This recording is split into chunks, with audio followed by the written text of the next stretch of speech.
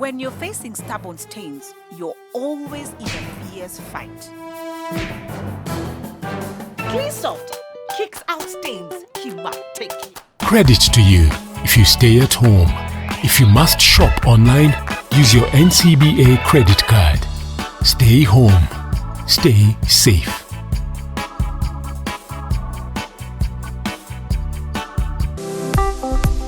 Why is food security so important now, and why does it matter for smallholder farmers? Well, smallholder farmers comprise 70% of Kenya's population. They are the backbone and have to be at the center of any intervention that is looking at food security. But we really need to look at the entire food value chain if we're going to make sure that food security is secured for all Kenyans. Join me on Wednesday at the Leadership Forum with NTV as we discuss this important question of food security in a time of COVID-19. Nation Leadership Forum. Engaging society, impacting the nation.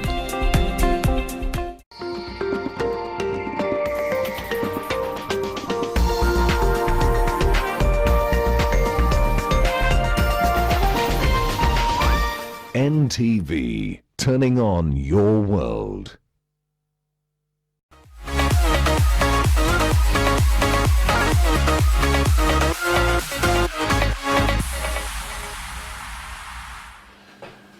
Welcome to another episode of Tizi, Nyumbani. Yes, I'm speaking to you, and you. Wake up, wake up. It's time to get that workout in. Today we're going to do a tissue paper challenge, and yes, I'm going to give you like at least 2 minutes to get a pack of tissue like what I have here, because we're going to use at least 8 of them. So if you don't have a pack like this, just get 8 pieces and that will be enough. 1, 2, 3, 4, 5, 6, 7, 8. Right. Get that piece of tissue. Even me, I'll be organizing mine. As you go get your tissue, we're going to do a tissue paper workout.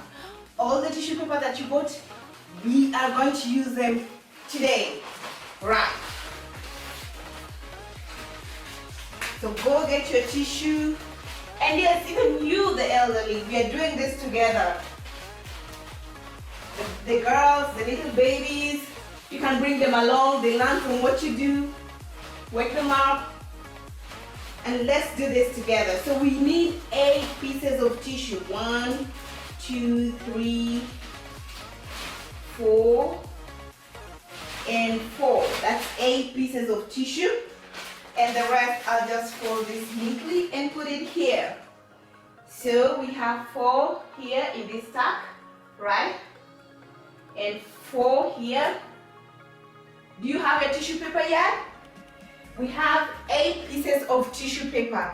But before we use them, we are going to do a warm-up, right? So today we are going to do this, this, this, this, this, this, this, this, this, this, this, this. So what you're going to do, if you're injured or if you're elderly, you're going to do that, that, that, that, that, that, that, that. Okay? And if you're a beginner, what we're going to do today, beginners, we are all going to go through this. So we'll start 1, 2, we do times 2, then we do that times 2, 3, we do that times 3, then that times 3, 4, 1, 2, 3, 4, 1, 2, 3, 4. Okay?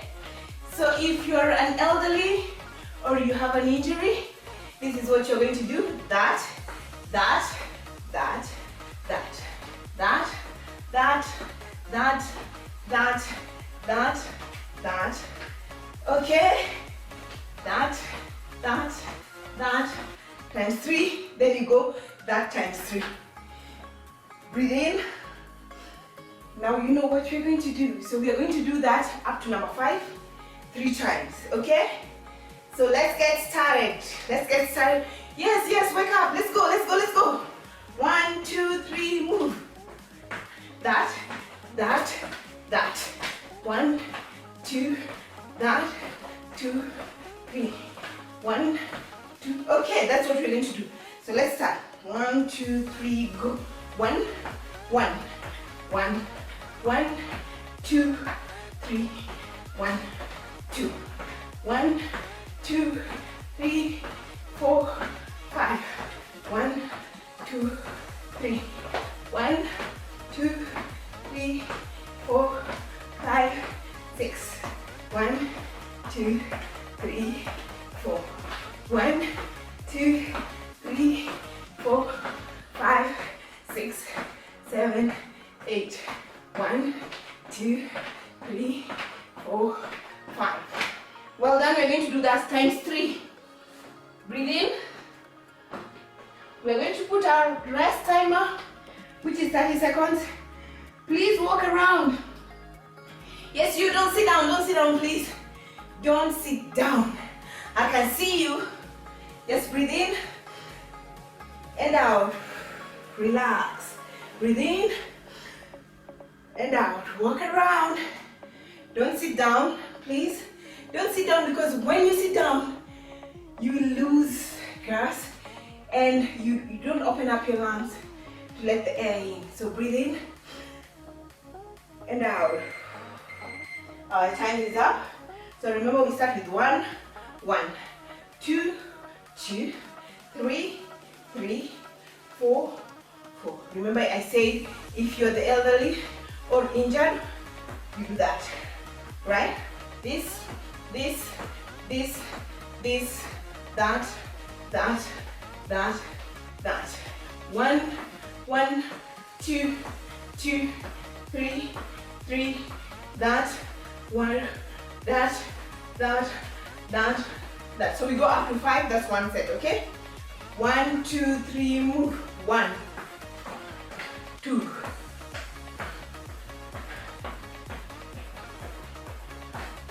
1, 2, 1, 2, 1, 2, 1, 2, 3, 1, 2, 1, 2, 1, 2, 1, 2, 1, 2, 3, 4. 1, 2, 1, 2, 1, 2, 1, 2, 1, 2, 1, 2, 3, 4, 5. Breathe in. Out. Your rest time starts now. Breathe in. Out. Nice. You're doing well so far. Walk around. Breathe in. I hope you have your tissue already. We have 4 pieces on each stack, right? Just breathe in and out. We are warming up. Already I'm feeling a bit better. I've warmed up. I'm starting to sweat, but that's the beauty of it. Let's go. Yes. 1, 2, 3, go. 1, 1. 1, 1, 1, 1. 1, 2. 1, 2, 1, 2, 1, 2. 1, 2, 3. 1, 2, 1, 2, 1, 2, 1, 2. 1, 2, 3, 4, 5. 1, 2, 1, 2, 1, 2, 1, 2, 1, 2, 1, 2, 3, 4, 5. Perfect, perfect, perfect. Your rest time starts now. Don't sit down, please. Breathe in and out. Remember, we said if you're the elderly, your warm up was this, this, this, this. Yay! That, that, that, that's right. Okay. So what we're going to do, we're going to use the fast tissue. Oh my goodness, I'm sweating. Are you? Yeah? I'm already sweating. That's our time's up. breathe in, out, breathe in, and out. So, for the elderly, you pick up that tissue, up, down, 1, pick it up, 2, down, up, down. Or if you have an injury or you feel like you're unable to jump because of impact, maybe because of weight or impact on your knees, please just pick it up, put it down, 1, pick it up, put it down. The rest of the people, I got it spicier for you. So for the beginners, you're going to do 10, and for the advanced, you're going to do 20.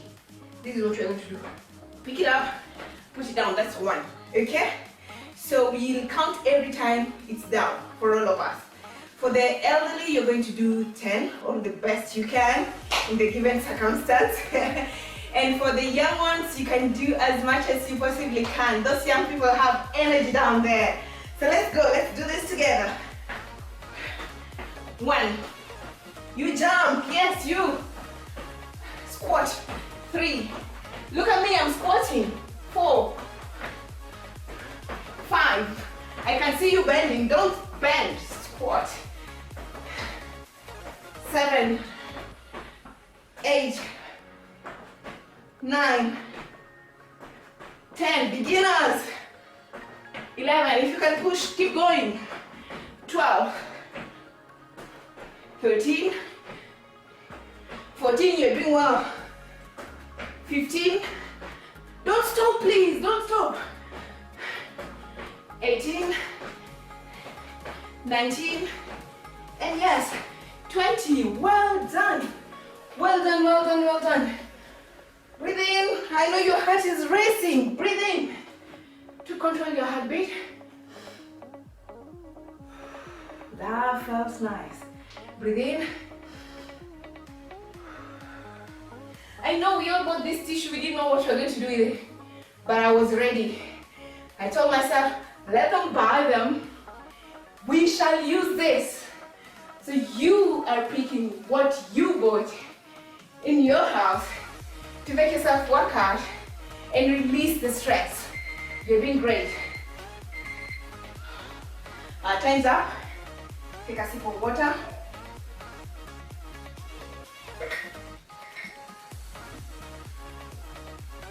Perfect. If you don't have tissue paper, please know you can pick anything that is light enough.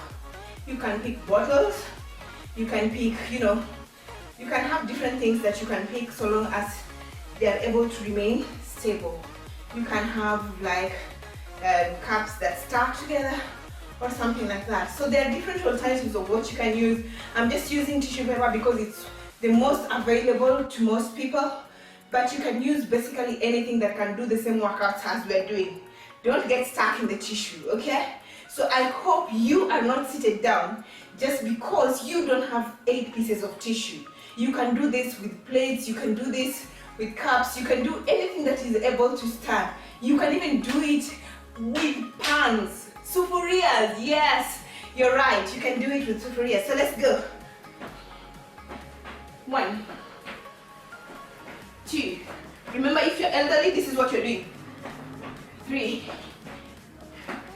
4, or if you have an injury and you are avoiding impact, 6, 7, 8, I'm loving this, 9, if you're a beginner, you're able to go past 10, please, let's go, 11,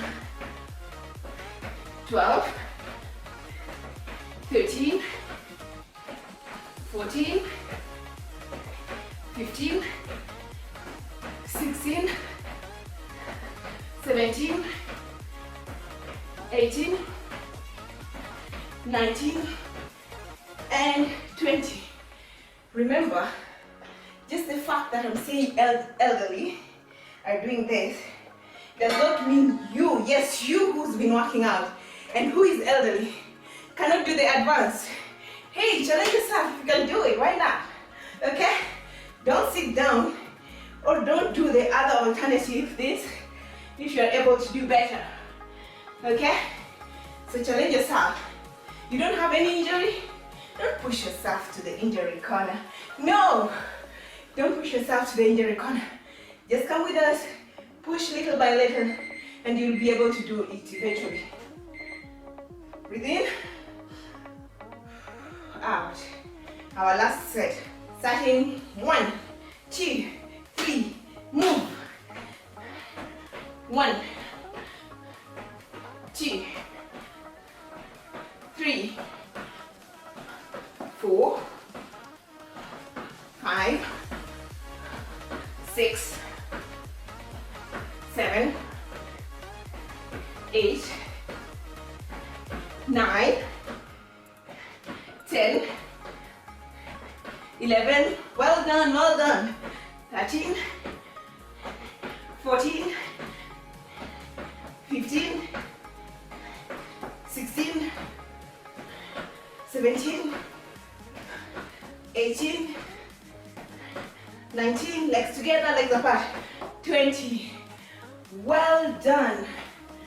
Breathe in and out. In and out. Don't sit down, walk around. Yes, yes, yes. If you're going through this, you're already sweating enough, right? I'm loving every moment of this. Now, here are our other tissue. Move them into the screen. Let me put our right side.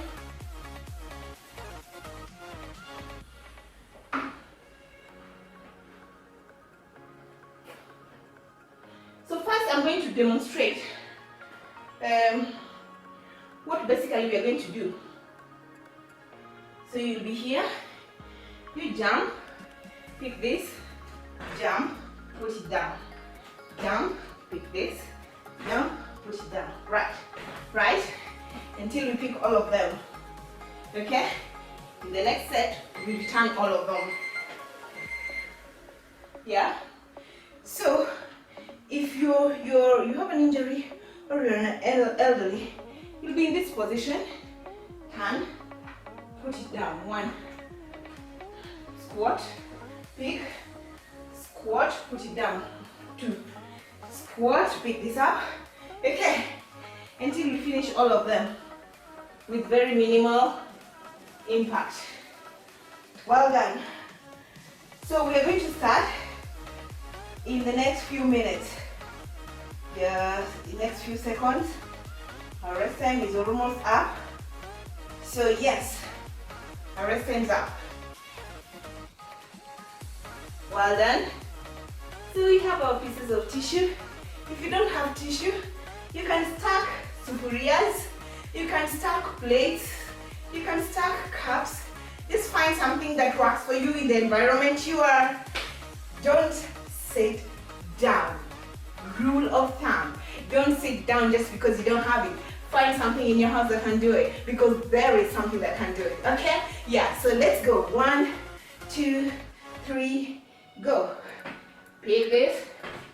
1, 2.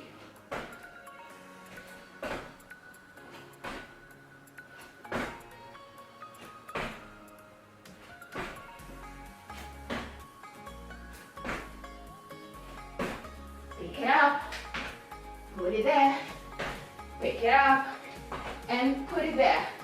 Well done. So, we're going to have our 30 seconds rest starting now. Breathe in and out. In and out. Remember I said if you are the elderly or avoiding impact, pick it up. Down nice and slow without going up. Put it down. Wait there. Pick it up. Kind nice and slow without going up. And there. Yes, you're right. You got it. Breathe in. Out. You can't break. You can't break. So let's go. We have to finish this together. It's only 30 minutes of your day. Let's start. 1, 2, 3, go. 1. There we go.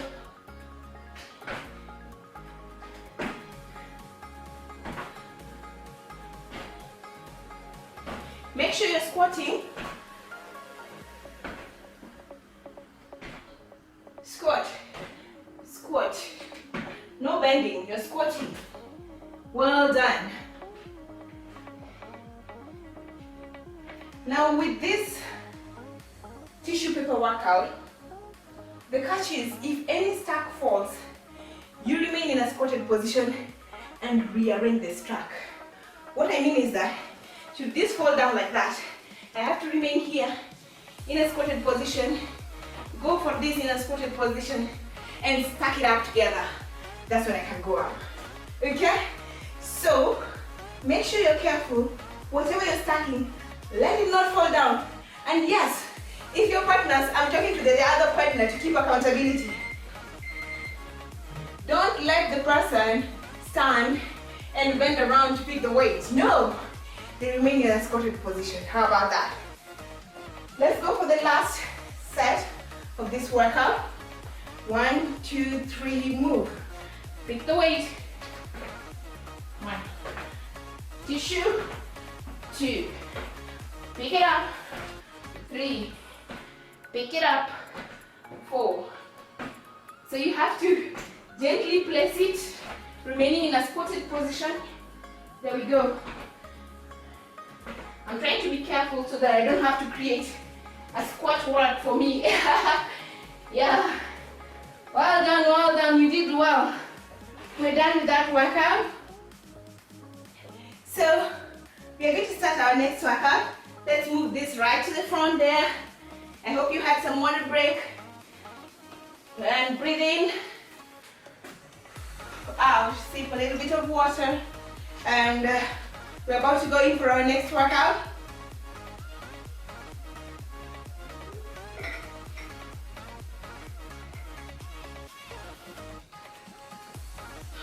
So we're here legs apart, okay?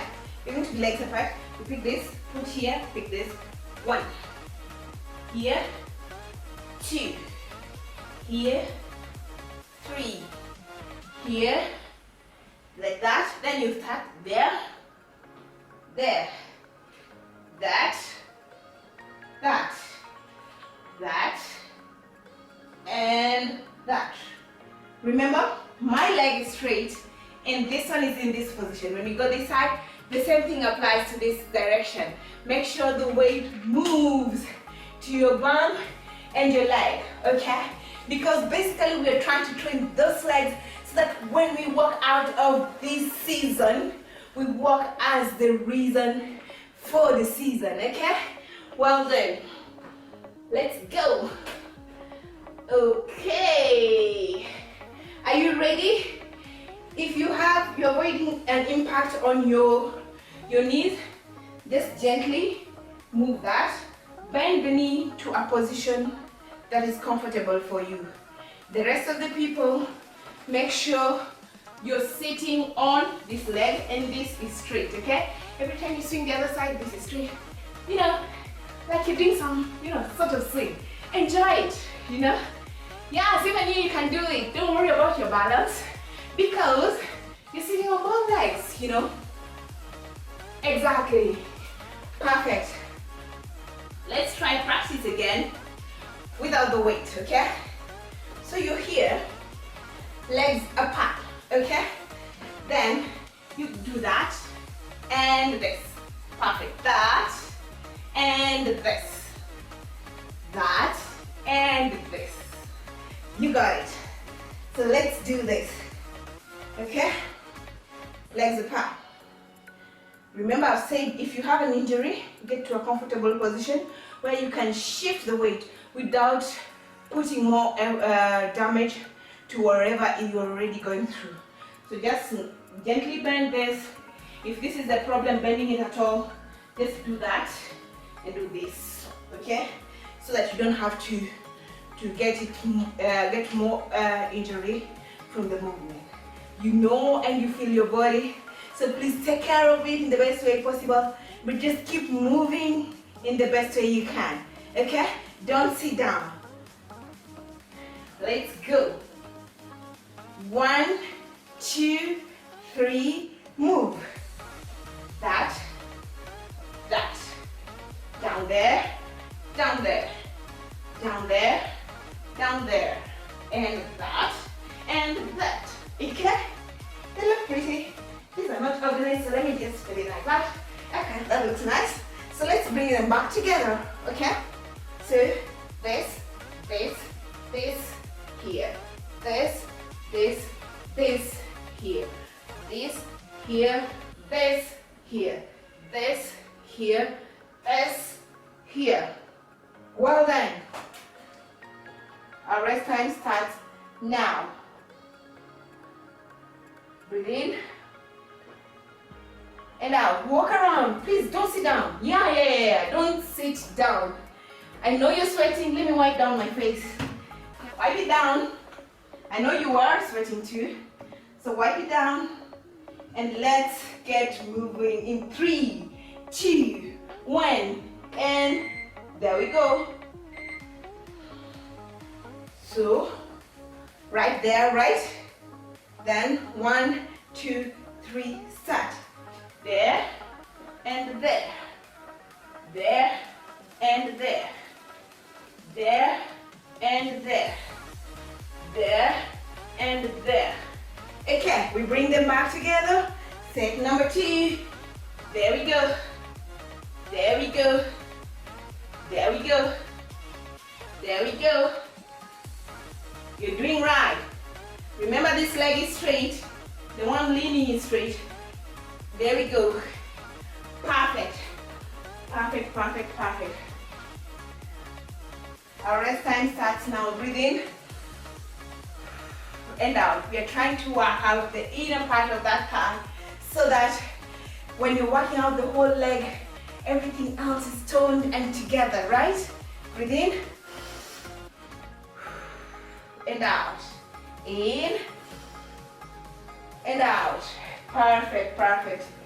We have 5, 3, 2, 1, and yes, stand up, please. Stand up, let's do this. 1. There we go. There we go. There we go. Perfect. So let's bring them back in. There and there. There and there. There and there. I'm taking my time. I don't want to remain in a squatted position to bring them back together. I'm trying to save myself. But should they have fallen, I would have remained in that position trying to bring them back. Breathe in, out, and in, and out. So we're going to do, we'll put this on the side. We'll still use them next week in another tissue paper workout. So let's put this aside and we do a little bit of stretch for cool down. Yes, we had you. I had you. All the people who are saying, oh, at the last time I had so much. So let's stretch it out all the way, all the way, all the way. Perfect. Go as low as you possibly can. Perfect. And then another stretch. There we go. So sink down, slowly down. Nice. The other side, the same thing. This leg now behind and go slowly down. Perfect, perfect. Your toes are upright. Perfect. Now, legs apart.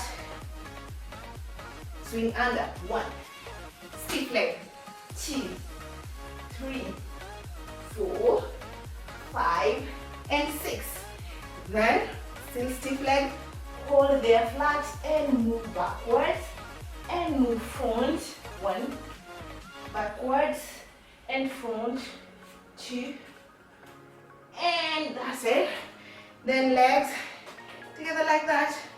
Also, these are very painful on the hind leg, but it gives us a full stretch. So let's do it together again. Perfect. That was a perfect stretch. You did well. Let's meet next time, next episode. Look out for Peter. I'm so excited about his next episode. You have no idea what he has in store because, yes, that and the tissue paper and the towel with him. So enjoy the next workout sessions. So have a lovely day. Bye-bye.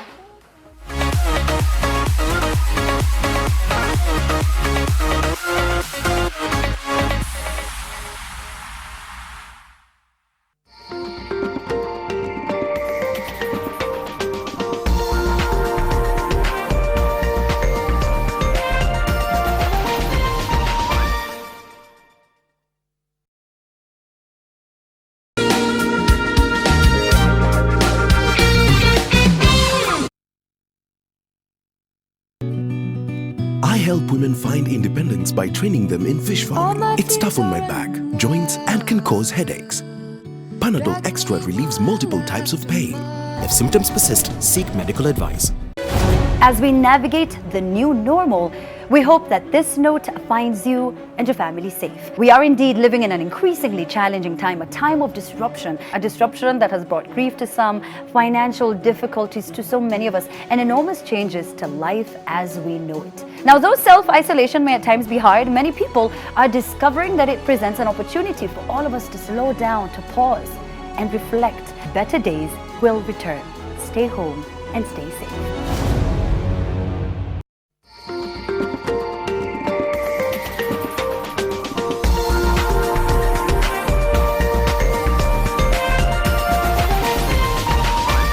This is NTV.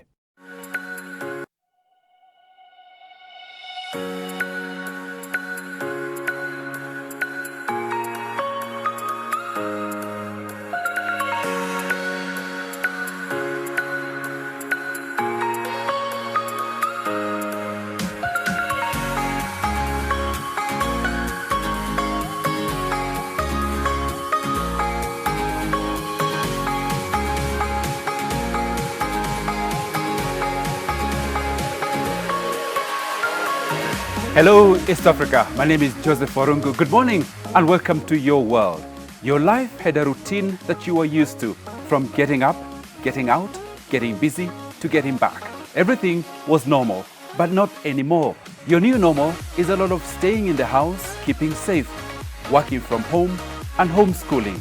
Well, we're here to walk with you as you adjust to the new normal. This morning, we're taking a close look at COVID-19 and education. Your views, comments, questions, and home videos are all very welcome.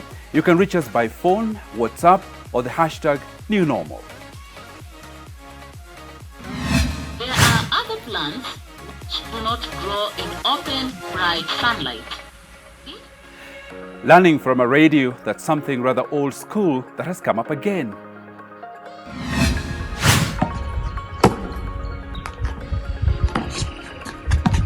Yeah, these ladies are playing tennis on the roof because quarantine, though necessary, can be boring. Leo tunasoma Kiswahili. Mada ya leo ni shambani na We take an in-depth look at what online education looks like and its challenges from a teacher's perspective. Corona imetata ulimwenguni, kilio na majonzi. Yes, we also can't forget to have some fun.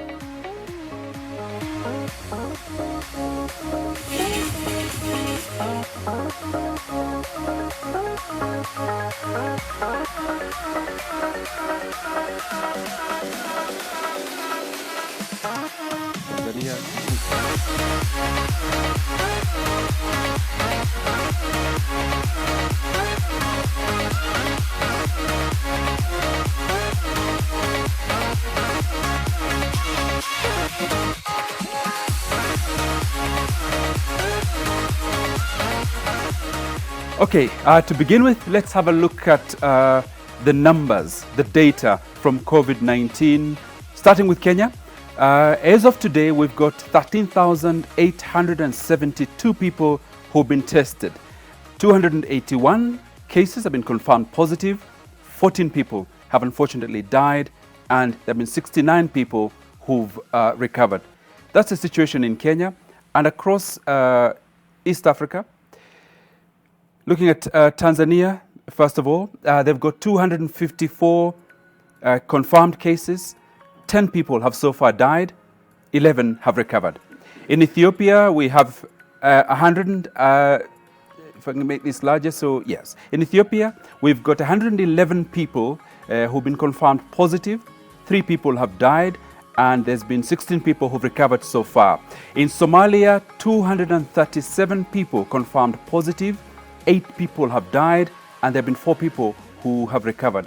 In South Sudan, 4 positive cases. No one has died. No one has been reported to have recovered from the illness. In Uganda, 58 people have tested positive. No one has so far been reported death, and the recoveries are at 38. In Rwanda, we have 147 positive cases. No one has so far reported dead, and we've got 80 people who have recovered. In Burundi, 5 positive cases. 1 person has died, and there have been 4 people who've recovered. That's the situation as it stands at the moment in Kenya and across East Africa. Now, the people of Tanzania have been expressing their views after President John Pombe Magufuli announced recently that businesses will still remain open despite the coronavirus cases increasing in the country, as we've just pointed out. Now, let's see what our neighbors think. August Erasmus. I'm a student at IFM. I'm on my 2nd year, and I live in Mikocheni.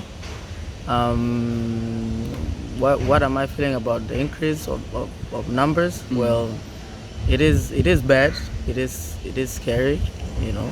So what I would like to advise people, especially where we come from, Africa, in Dar es Salaam, people, well, we don't have much education about this. My name is Princely Glorious. I am an entrepreneur. And with the increase in numbers, the coronavirus cases in the country that have recently been announced, I can't say I'm exactly fearful, because the numbers are actually a little less than I expected, because the coronavirus has generally been spreading exponentially.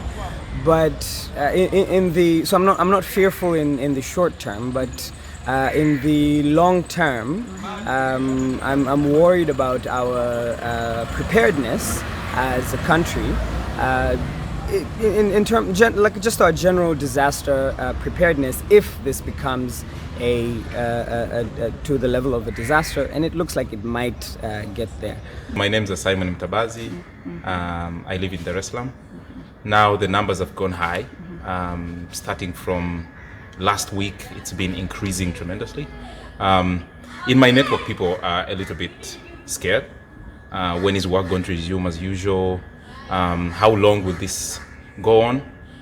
In some of the communities that we're at, the initiatives that we're doing, for example, with the masks, the demand is increasing. Na watu wajui watu wapi. And people don't know where to get these materials from. They don't know what kind of masks to wear. So, yeah, the situation is becoming scary, I would say. There are different kind of masks. From what I know, there's this mask called N95 and N94, but most of the people now are using these handkerchiefs, made up masks, and from what I've saw, and these they don't help. I'm quite optimistic and happy that there's a directive now for people wearing masks, because we've seen around the world countries that have had the directive to wear masks, including homemade masks, have had much lower incidence rates for the coronavirus infections.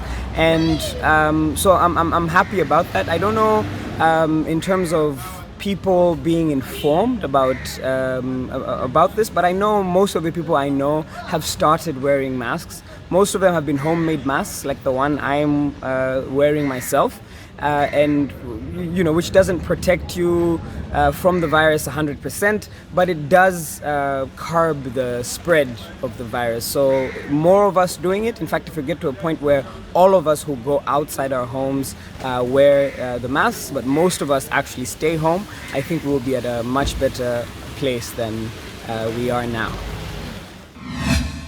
Now, you might remember this man, Michael Munene, the landlord from Kinangop, who hit the headlines in March after waiving rent for 3 months in the wake of the hard financial times caused by COVID-19 pandemic. Well, he's now providing food to his tenants. Munene says the move is aimed at helping those who have lost income during this difficult time. Michael Munene visited his premises situated in Ndunyu Njeru Trading Center in Kinangop, Nyandarua County, carrying loads of luggage on him. Munene had bought food to his tenants. From maize flour, wheat flour and rice, each occupant of all the 36 houses got what many termed as a rare gesture. Na mara kwa mara nitakuwa na wasaidia hivyo tu. Sasa tumekuwa familia moja. Serikali peke yake haina uwezo wa kusaidia wananchi wote. Kenya ni kubwa. Kwa hivyo mimi nimemshukuru kwa sababu ni ukarimu ameweza kuonyesha juu ya ukarimu ambao alituonyesha wakati uliopita, kutuahidi na kuendelea kutimiza kwamba atatuondolea rent. In March, Munene waived rent for his tenants in the wake of the coronavirus pandemic. According to Munene, despite waiving rent, he understands that life is still hard for many of the tenants who have no steady income, and therefore food donations will help them get by. Halimagongo, NTV. What a generous man. Are there more landlords like him out there? We want to hear from them. Now, tens of people have been reported to have escaped from quarantine at the KMTC Quarantine Center along Bagadi Way in Nairobi. This comes as the COVID-19 positive cases in the country continue to rise, with 15 more people have been confirmed positive. NTV's Helen Aura brings us more. Right from the point of arrest to the quarantine facilities, police officers have been seen mishandling those who have been arrested with no regard for social distancing. On the other hand, those in quarantine are now being forced to pay hefty prices. This video of people jumping over the wall at Kenya Medical Training College along Bagathi Way shows the extent to which some of the people who are in state-imposed quarantine are frustrated and have opted to escape from the facility, which to them has become a prison. Indeed, we've received reports from KMTC. We saw the news circulating through social media, and we've activated channels through the Ministry of Interior, who are following up on this issue, and we'll be able to update you once all the information is collected and the investigations are undertaken. Many of those in quarantine at this facility and others are low-income earners who are expected to pay 2,000 shillings per day, which amounts to 28,000 shillings for the 14 days. They claim that they cannot afford it, and therefore some decided to escape. The concerns over the exposure to infection in police cells and quarantine facilities is being fueled by the way police are handling the arrested and quarantined. We are engaging with our security personnel, one, to roll out guidelines for them and, capacity building that enables them, one, to ensure that they are all masked every time they're conducting their surveillance activities. This comes as 15 more people have been confirmed as having tested positive, increasing the national number to 296. The country's death toll still stands at 14, with 74 people having recovered after 5 new discharges. Mombasa recorded 7 cases, Nairobi 6 cases, and Mandera 2 more cases. We note that there are some of us who continue to disobey the measures and regulations announced by the government. I would like to remind you that we are in a war situation against an enemy that is not a respecter of age, status, gender, race, and religion. Helen Aura, NTV. Now, a number of weeks ago, President Uhuru Kenyatta announced school closures, and that set up the chain reaction that set up the discussion of today's topic. We have suspended learning in all our education institutions with immediate effect. Consequently, and to facilitate a phased approach, primary and secondary day schools, while universities and tertiary institutions are to close by Friday. Okay, and that's what we want to look at this morning, how COVID-19 has impacted on education. And with me to help in that discussion, here in the studio, I'm joined by Amos Kaburu, who is an education specialist. And via Skype, we've got Eva Naputuni. She's a special needs education and disabilities expert. We'll also be joined by Lawrence Otunga, National Chairman of the Early Childhood Development Education, and also by Lydia Ngwiri, who is a teacher at Kiambu High School and also a psychologist, a counseling psychologist. Those are my guests this morning. Amos, good morning and welcome to Your World. Thank you, Joseph, and good morning to our viewers. Welcome to the new world, the new norm. Okay, you call it the new norm. Do you have a new norm? Has your world changed very briefly? Yes, I really have a new norm. In what way? I have now been forced to, not forced, but I think fortunately now to spend more time with my family, convert part of the house into an office, working from home. What I was so used to traveling early in the morning, rushing, a lot of adrenaline. Now we've had to slow down a lot and just see how life unfolds. So great time also just to really discover new things and new ways of working, new hobbies and all that. Now we'll go into the substance of the discussion, but if ever Teacher Service Commission was complaining about lack of teachers, they now have millions of teachers in the form of parents at home. That's true. Okay, and then we also have Eva. Good morning, can you hear me? Hello, Eva, can you hear me from my world? Okay, Lydia, I believe you're on the line for us. Good morning. Morning, Joseph. Yes, we'll soon be talking about the substance of the discussion. But just briefly, how has your own personal world changed? I've been a very busy person, up and down, but now I've been forced to remain in the house. So my world has really changed. I cannot go anywhere. I'm just in the house. So you've had to slow down. Yeah, I've been forced to slow down completely. Almost not doing much. How does that feel when you have to stay still? It has a lot of uncertainty, and of course, income is also affected. And in the process, you're not used to staying at home all the time, so you don't know what to do with yourself. But I'm trying to keep myself happy as much as possible. When you say income is affected, what do you mean? Because I do some other things, not just what I do. I do a lot of psychological work. Okay. In the evenings and over the weekends, and that is all down now. What about you, Amos? Has business changed, or is this, it's just you staying at home and working from home?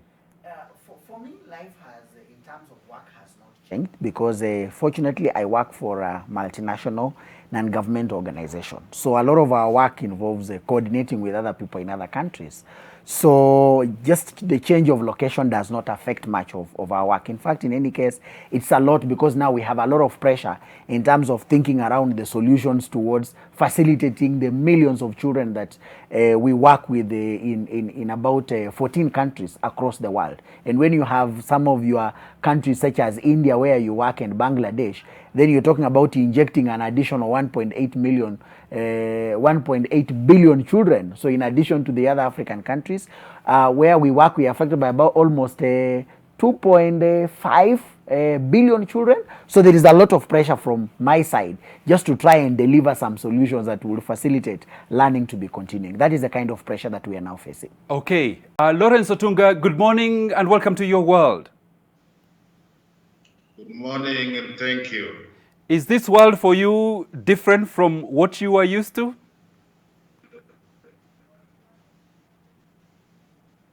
It is quite different because right now the children are at home, they have become unruly, teachers are also stranded at home. Whatever we were doing at school was stopped abruptly as a measure of fighting the COVID-19. But we have to obey the guidelines given by the Ministry of Health. We hope for the best and we'll continue praying for things to be okay. Okay, Bwana Otunga, stay on the line. We'll get into the discussion shortly. But first, it's been a few weeks now since schools were closed in the wake of the coronavirus pandemic landing in Kenya. Exam time has come and gone with no official activity on the school calendar. Now, what would have been the closing day for school or the first term has also passed. Now, will the school schedule recover from the aftershocks of the pandemic? We spoke to a number of stakeholders. It is days and counting of school-going children being home in line with the measures to contain the coronavirus spread. Parents are coming to the end of their wits, running out of ideas on how to deal not only with the disruption of their own plans, but the school calendar, which has always been predictable.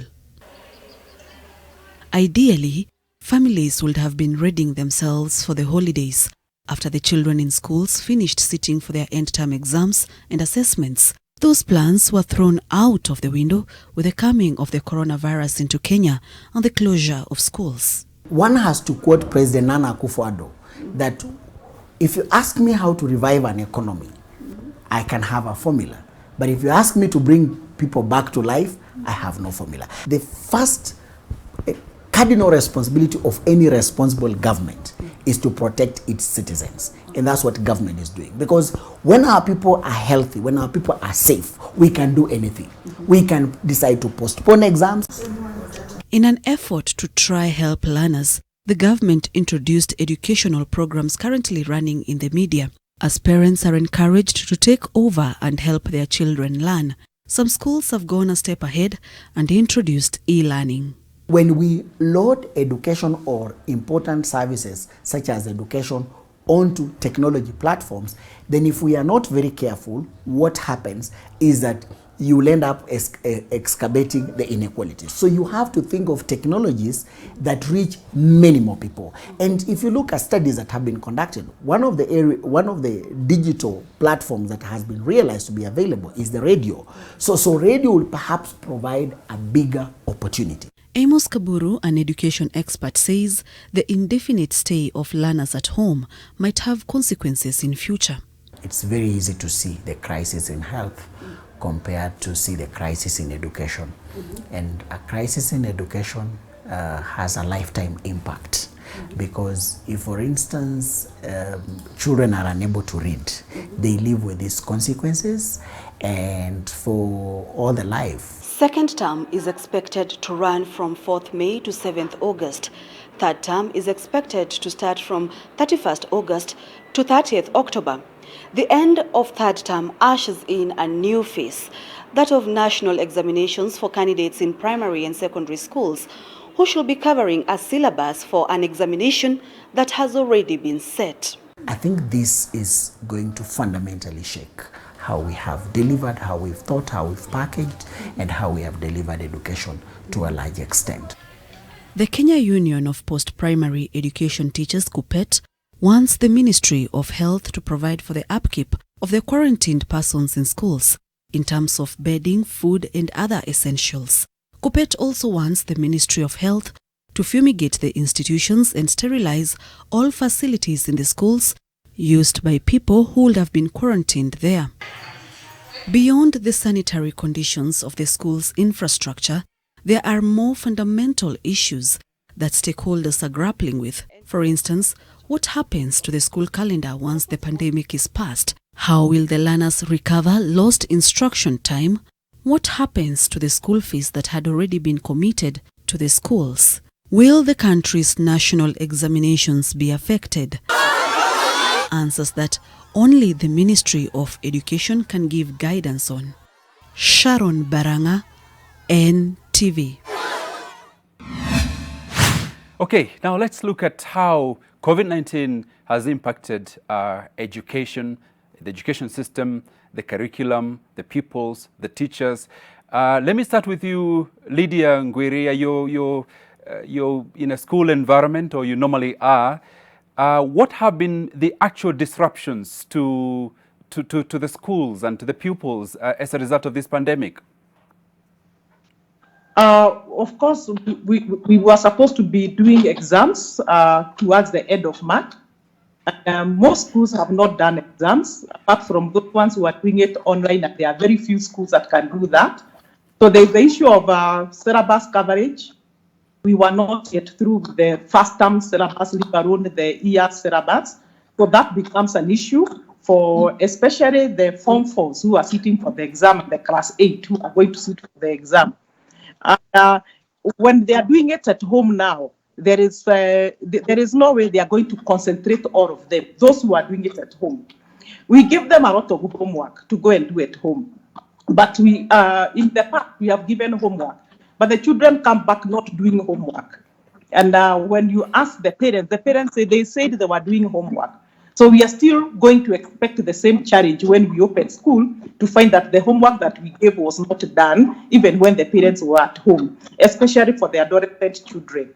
For the small children, now the issue of moving from one grade to another is also at stake. But we are waiting to see what happens because there's a lot of uncertainty and a lot of worry for everybody. And the challenge is no one knows when this pandemic is going to end or when it's going to be safe for students to go back to school. So you can't even plan ahead. That's where the problem is because who knows when we are going to open school? Nobody knows. So we actually just there with a lot of stress, especially parents with the children who are doing exams. They are very worried about the exam, whether the children are going to do the exam or not. And there is a lot of anxiety and uncertainty. So that is the situation as far as the education system is concerned. So, Lydia, today is April the 22nd. According to the school calendar in public schools, which term are we in? Are we supposed to be on holiday? Are we supposed to be in session normally? We are supposed to be on holiday right now up to the beginning of May. Then we go for second term. But we crossed 1 month before. So even if we are on holiday, we have been on holiday over a whole month now and going to the second month.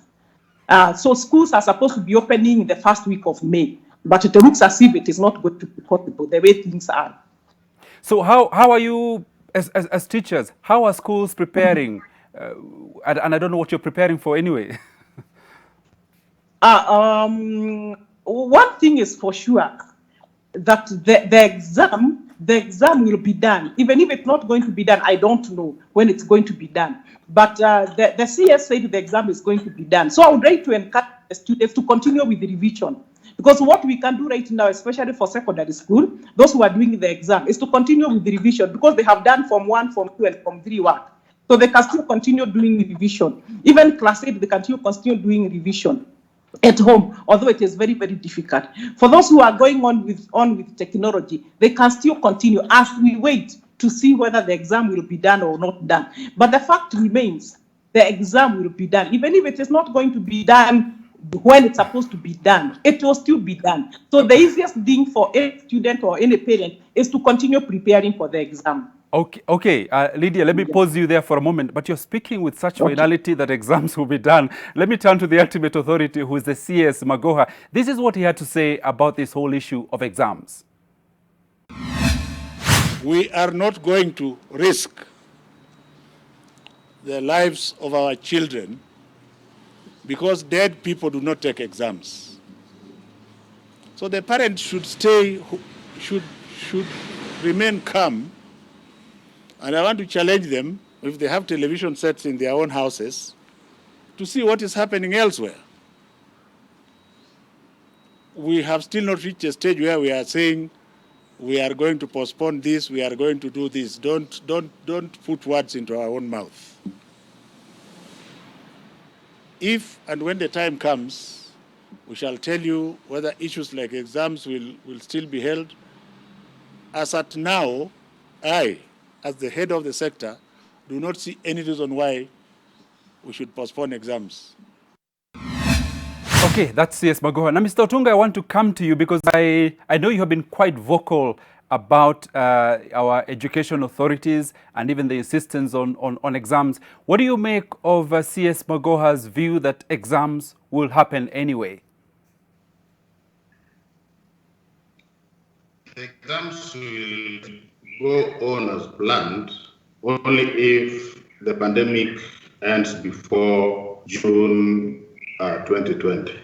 But if it goes beyond that time, then it will force the government to revise the term dates. Right now, they must just say that exams will go on as planned because they don't have an alternative. But again, when they talk about exams, we have the primary exams, that is the KCPE, and we also have the secondary exams, the KCSE. The government should also talk about the early childhood exams, which has already been postponed. So they can just say, if they have got the measures which will help them fight this pandemic before June of this year, but before that time, we must have options. If it goes on, what will happen? It will force them to revise the term dates.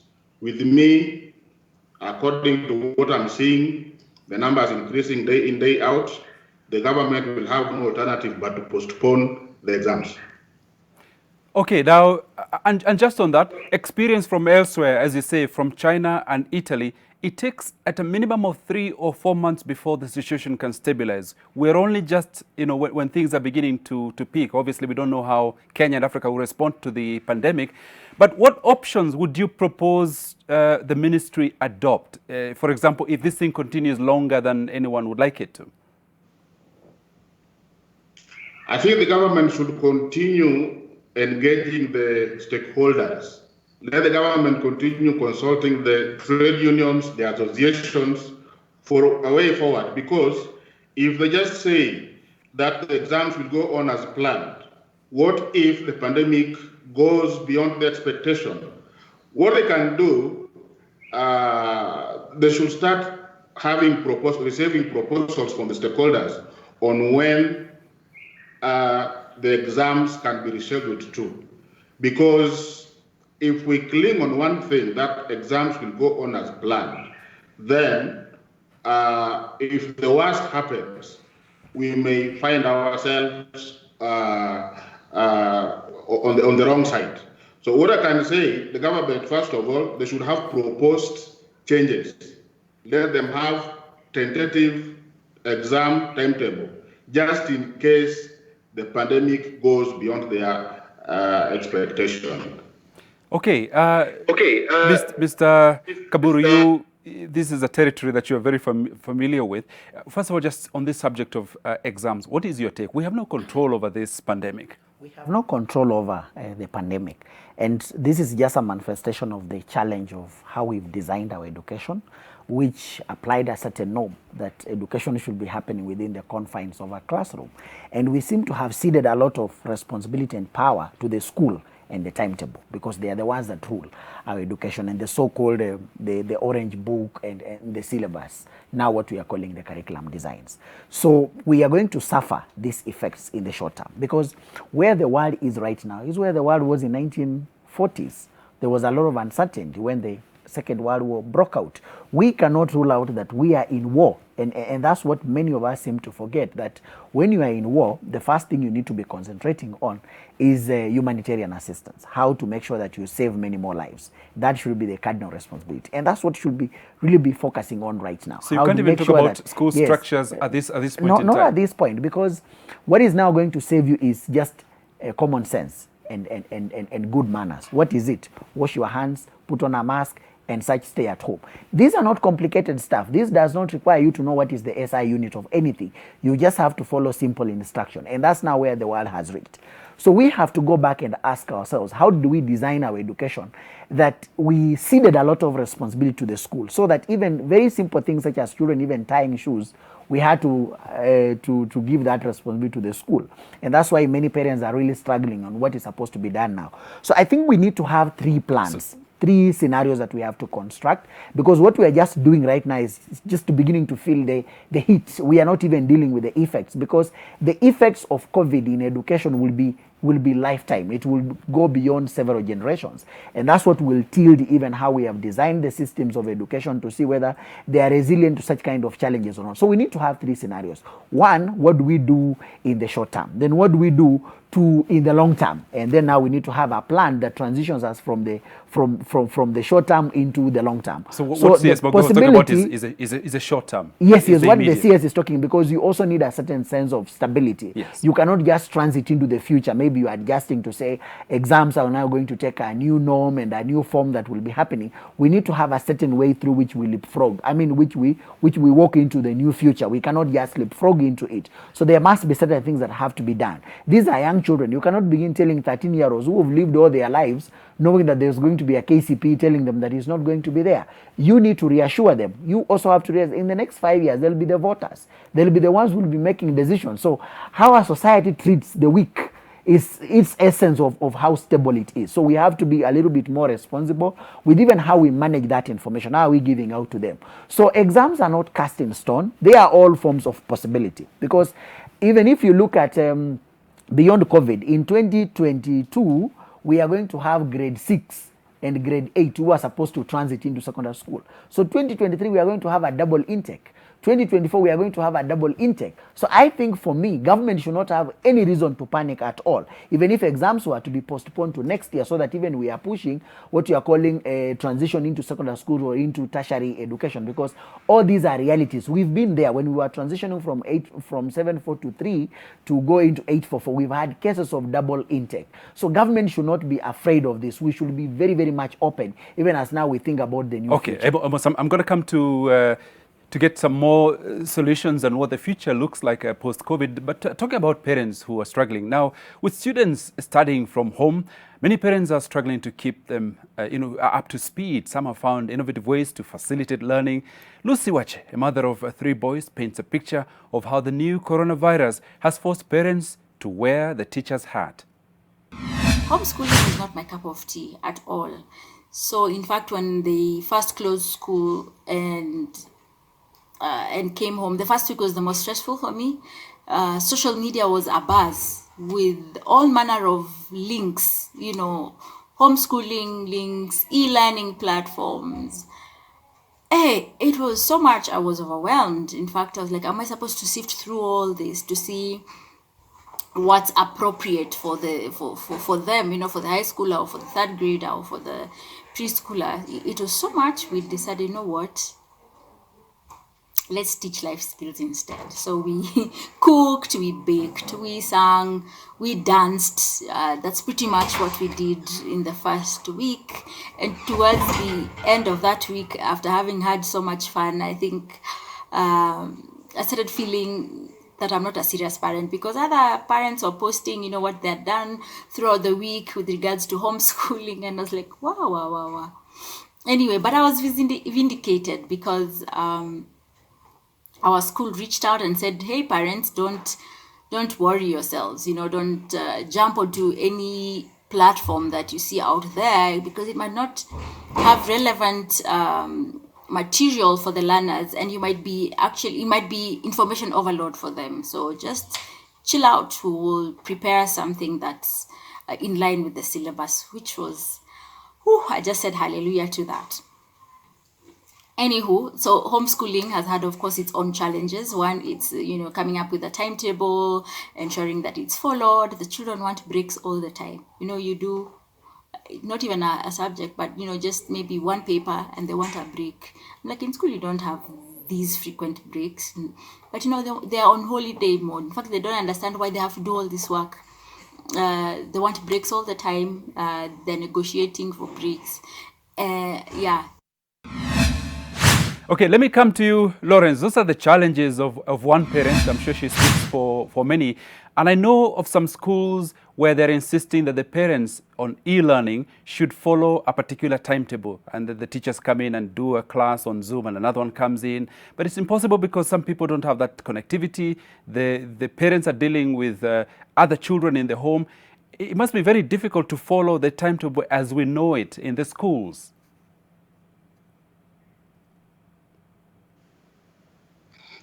Yes. First of all, the teachers themselves are not prepared for the e-learning, which are now, the learning which is now taking place at home, because the shutdown of schools came abruptly. I remember it was on 13th when we ended that week very well. But when it came to 16th, it was on a Sunday. On a Sunday, that's when the president ordered the schools to be closed with immediate effect. Now, the government did not even prepare the teachers for the e-learning activities, and even the private schools. I can say right now, over 90% of learners are not gaining anything on e-learning platforms because majority of them are in public schools. They can't access TV, they can't access, some of them cannot even access radio, and if they have a radio, they cannot even afford the batteries every now and then. So teachers themselves are not even prepared, they are not ready to conduct these e-learning classes.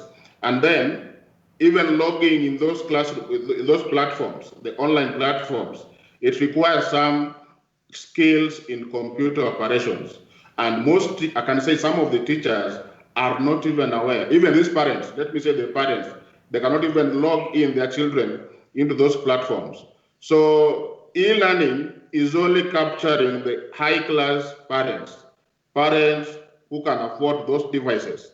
But majority who are in public schools and struggling private schools are not gaining anything. Okay, Lawrence, let me turn to the teacher we have on the panel, Lydia. From your experience, what kind of support are parents getting, maybe even from your own school? Let's start there. Through WhatsApp groups, they are getting some homework, and we also give them some homework. But we are leaving it to the parents and the students to do what they want with that homework. It's not that we are doing much as teachers. Of course, we were not prepared for it. And like he has said, teachers are also technologically challenged, just like the parents are technologically challenged. But what is happening on TV, on Edu channel, and very many other channels, that is helping students. Those who are able to access to the TV and those they can watch on YouTube and the right. Those ones are getting help, but majority they are not getting help. But for the secondary school ones, they have a lot of work to do. Those ones in Form 4, they have a lot of revision to do. The others, we give them a lot of work to go and do at home. But home environment is not the same as school environment. So we might be thinking they are doing work, but they are not doing. Parents are really having a challenge with them, because it is one thing to tell a child to sit down and do it, especially those ones in secondary school, and another thing for them to do it. And because, again, we are not aware of what they are doing, they are cheating us that I'm doing chemistry, but do I know what chemistry is all about as a parent? So I'll be told I'm doing chemistry, but I'm actually not doing chemistry. I'm doing geography, but I'm actually not doing it. So that's where the challenge is. So the parents are really challenged because they don't know whether they are doing the work or they are not doing the work. We told them check whether they are doing the work. The adolescents are very clever, and they always look for a way of showing they are doing it, but they're actually not doing it. So it's a challenge for the parent. Okay, I'm seeing Amos smiling at at all this. Now you're a parent and you're an educationist, but can you put yourself in the shoes of what Lydia is talking about? Saying actually, it's not just adolescents. Children are just children, and children will never change. So even for those of us who have those who are not yet adolescents, we still go through the same challenge. I think one of the things that I've tried to watch some of the programs and listen to them, but unfortunately there is this inherent challenge. The teacher who was prepared was a teacher who was prepared to hold a stick, was a teacher who was prepared to hold a chalkboard, was a teacher who was prepared, in other words, to only operate within the context of a school. That the authority of the teacher without children putting on a uniform and this teacher standing in front of them, the authority is completely challenged. And so this is one of the effects that we'll have to deal with in terms of how now do we begin preparing our teachers so that their authority is beyond standing before children. Their authority is beyond holding the textbook. Their authority is beyond being the owner of the knowledge. Because as we were, you can imagine you even had a textbook, but you could not even read the next page because the teacher had not said that we are now going to page 56. So you have to remain on page 55 until the teacher comes and say, now today we are opening page 56. You will never even care to know what is happening there. So this is seriously now under challenge, that how do we first of all begin to reorient our teachers the way we prepare them to go and teach our children? Because if we don't do that, that's why we are suffering from this challenge of, yes, we are trying to diversify opportunities and access to learning at this point in time, but it's not delivering much because the way the curriculum is being delivered. You can imagine if you are struggling to understand chemistry, organic chemistry in Form 3, when a teacher is standing in front of you, and now you can imagine looking at the same teacher now on a screen. Honestly, what will you have to do? My 8-year-old mother who is in the village living with my nephews, who, because who's close and now Nairobi cannot be accessed, is staying with them, and now yes, they are watching them. But how will she really help now when they are talking about types of rocks and climates of the tundra climate in the alpine regions? Okay. She'll never be able to make any reasonable or serious contribution towards it. That's one. But then two, we have a good opportunity because now we are reforming the curriculum to ask ourselves, what are the things that we now need to shed off from that curriculum? Can I pause you there, Amos, because that's a good direction to take. Yeah. But before that, let me exhaust these different ways that learning and e-learning is taking place. Now, students are going to great lengths to continue their learning. Some have turned to radio. These are known as climbing plants. There are other plants which do not grow in open, bright sunlight. These plants depend on the trees for shelter and protection against strong winds and direct sunlight. Kenya, is there any other way plants depend on each other? Yes, teacher. Some plants use other plants as their habitat. Okay, so let me come to you, Lydia. Parents, without any warning, without any benefit of attending a teacher training college, have now to become, teachers, and with a lot of limited support. There are some challenges, as we were talking about. What kind of, now with hindsight, what kind of support would you think that these parents at home who are now teachers would need? Those who are teachers at home and they are also parents, the parents who are also teachers, they have an advantage because they have a few, at least they have some knowledge of teaching, and they also know how to go about it. Those ones are okay. But for those ones who are not teachers and they are parents, they are finding it a bit difficult. But what we can, what I would advise them to do is to have a timetable with the children and check exactly what at particular time is a program is coming. And then they sit down with the children and then see whether they are getting what the teacher is talking about. So if they can get it themselves, they can explain. But that goes to only parents who are educated. Those who are not educated might not be possible. But they can also buy revision materials for their children so that they can do a bit of revision. Now, fortunately, there are very many textbooks. Now schools have textbooks, the ones that were given by the government, all the way from primary school to secondary school. So we can also use the textbooks to revise what we have done with the teacher and to go ahead where we were told to go ahead with the teacher. So the parent can also help them with the textbook that is already there, and with the WhatsApp groups. And because parents have WhatsApp groups that have teachers, they can also go to the WhatsApp groups where they can ask the teacher to explain something. And some teachers are explaining. Of course, not all the teachers that will bother, but some teachers explaining to the parents or to the student, this can be done this way or this can be done this way, as we wait for what happens in the future. Okay, and to you, Lawrence, what we are where we are now. Parents were not prepared for this, but what kind of support would you recommend for parents who are stuck at home with children, are not familiar with the curriculum, with the syllabus, with anything, but they need to do the best for their... what kind of support would you suggest for these parents? Okay, just to add on what my colleague has said, according to TSC Act, it is illegal for someone who is not a teacher to conduct teaching. So when the parents at home conducting teaching, let them know that they are doing what is illegal. Secondly, the parents, what they can do is to coordinate with the teachers.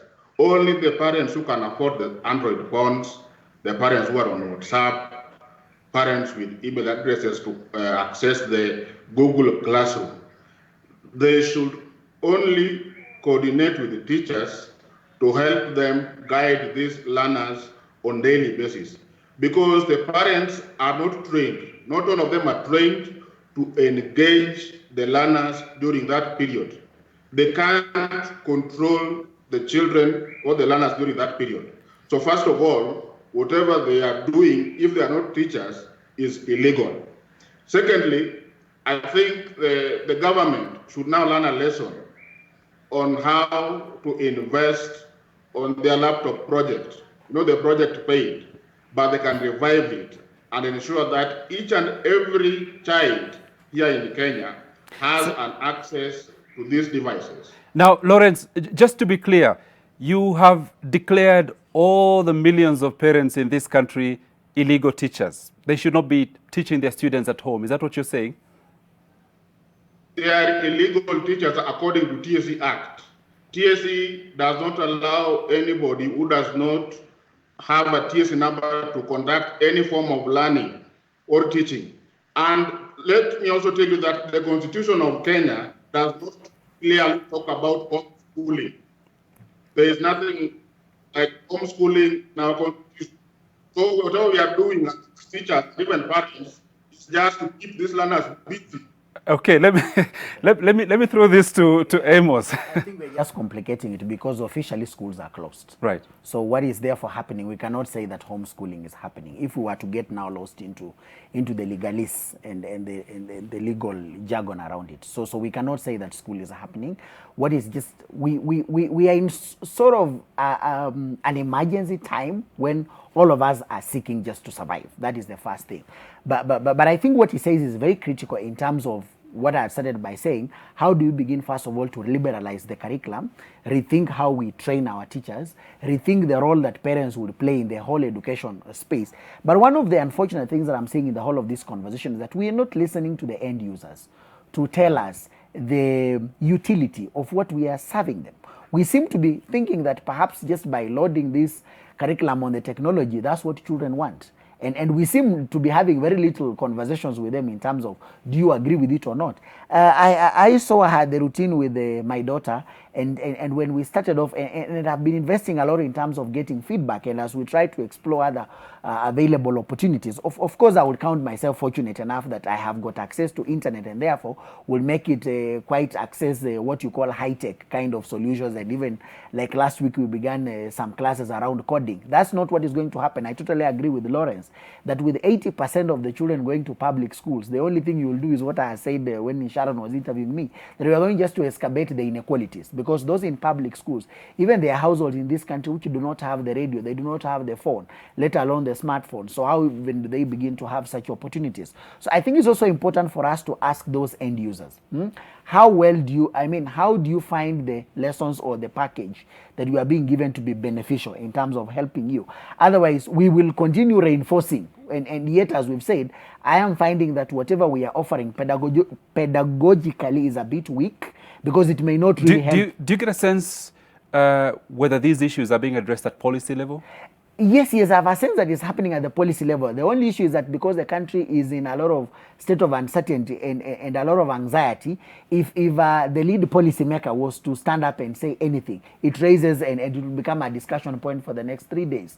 So just like take the case of will exams have to carry on or not? And now Kenyans have taken it. It can take us almost 1 week to discuss it. So the beauty is that the policy table can at times it has a lot of negotiation, the give and take, looking at what data has to say, looking at the implication in other sectors and such. But I think it's important that we begin to borrow a few things from health, how health has worked. Take the case of this country has less than 15,000 doctors, and they handle 47 million Kenyans. We are talking about less than 300,000 healthcare workers taking care of all of us. Supposing you were to build the same onto education, what will happen? I don't think that education will survive. So what is it that we can pick from healthcare? how is it that whereas health is very, very delicate, it can still be sustained by small proportions? Why are we having a system that has absorbed more than 300,000 teachers? There is a school in every village, and yet learning is not happening. I think it's a serious indictment to us now as educators and those of us who are educational planners to ask ourselves, why are we 4 times the budget of health, yet our outputs are lower than healthcare? Amos, let me pause you there because I'll come back into the post-COVID and solutions. But first of all, we asked you what your experience with homeschooling has been, and these are some of the reactions from you on our hashtag New Normal. Benjox, tunafanya matizi ndio breakfast ndani nikiwa Kericho County watching. So you're referring to our Tizi Nyumbani, which is on every morning at 6:30 till 7 a.m. Biti unasema, I normally follow the workout, lakini leo sina tissues za kuharibu. Kesho mweke a better workout yenye haina kuharibu vitu. Okay, we'll pass that feedback on to our trainers. And there's another one here I'm from Meruan. Unafundisha nao wanakutoa makosa. Okay, so the learners are becoming the teachers. Hadi unauliza, mom, ulifika class ngapi? Nashangaa tu. Okay, so harsh feedback from the learners at home. There's another one here from Catherine Situma. Next to impossible. You know, the following day you try to ask your child what he learned the previous day. Can't recall. They just don't take us seriously like they do with their teachers. Okay, tumekusikia. Moving on to Sami Wambugu. Shida tupu. My inability to grasp school matters have been exposed badly. My continuous presence makes it much more worse. Pole sana, Sami. And another one here from Voke Boychild. It's good. Grade 3 pupils have learnt a lot of atomic physics, organic and inorganic chemistry, 3D geometry, loci and calculus. What are these? Okay. All right, and someone else here, David Onyango, facing so many challenges, especially rural homesteads without electricity. That's an issue we've just highlighted, actually. Phone charging is also a problem. Okay, the inequalities are beginning to show up. Okay, and now we'll take a short break. We'll be back with more on education and COVID-19.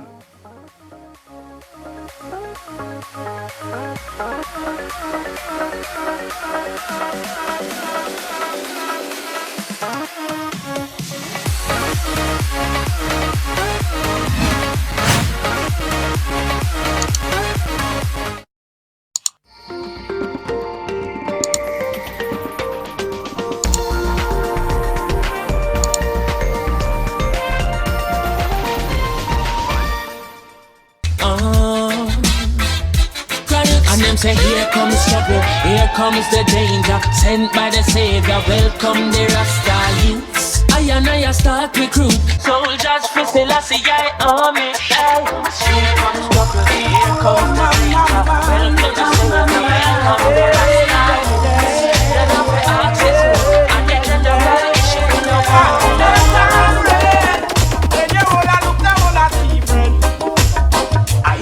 Have you shared your bongo points with someone who needs them? Remember to help a friend or anyone in need to buy food using your bongo points. Stay at home, but still stay together with your loved ones and friends using bongo points.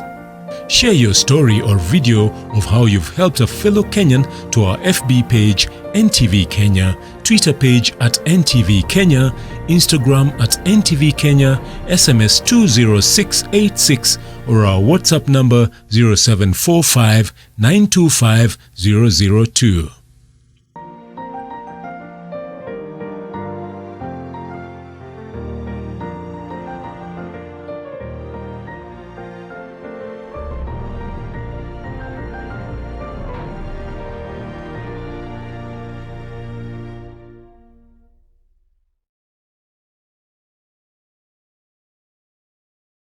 If we continue to behave normally, this disease will treat us abnormally.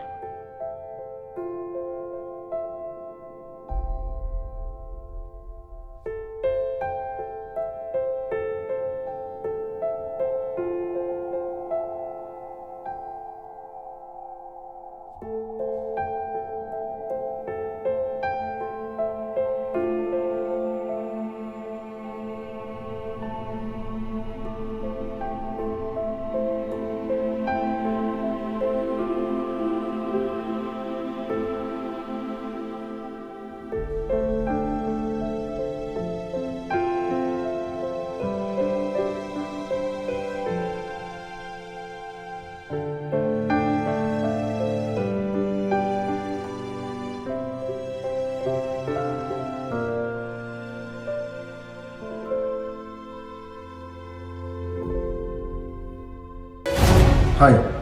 my name is Victor Nyama. I'd like to take this opportunity to wish all my fellow Kenyans peace and safety during this difficult time as we fight the coronavirus pandemic.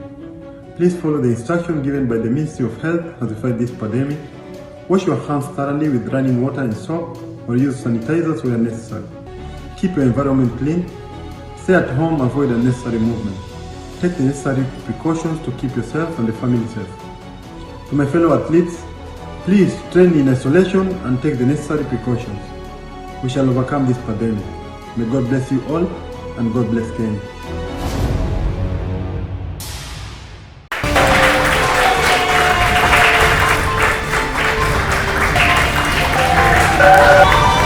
Tumepasha moto mtazamaji, kesho saa 6 kamili juu ya alama hapa ndani ya NTV. Sasa tutakuwa tunapiga makofi mapana yenye sauti ya kishindo zaidi kwa sababu ya kuwaheshimu na kuwaenzi pamoja na kuwapongeza wale wote ambao wapo katika mstari wa mbele kupambana na COVID-19. Tutakuwa na wauguzi studioni wazungumzie yale ambayo wanapitia wakiwa katika mstari wa mbele kabisa. Usikose kujiunga nasi, tupige makofi pamoja, tuwashangilie.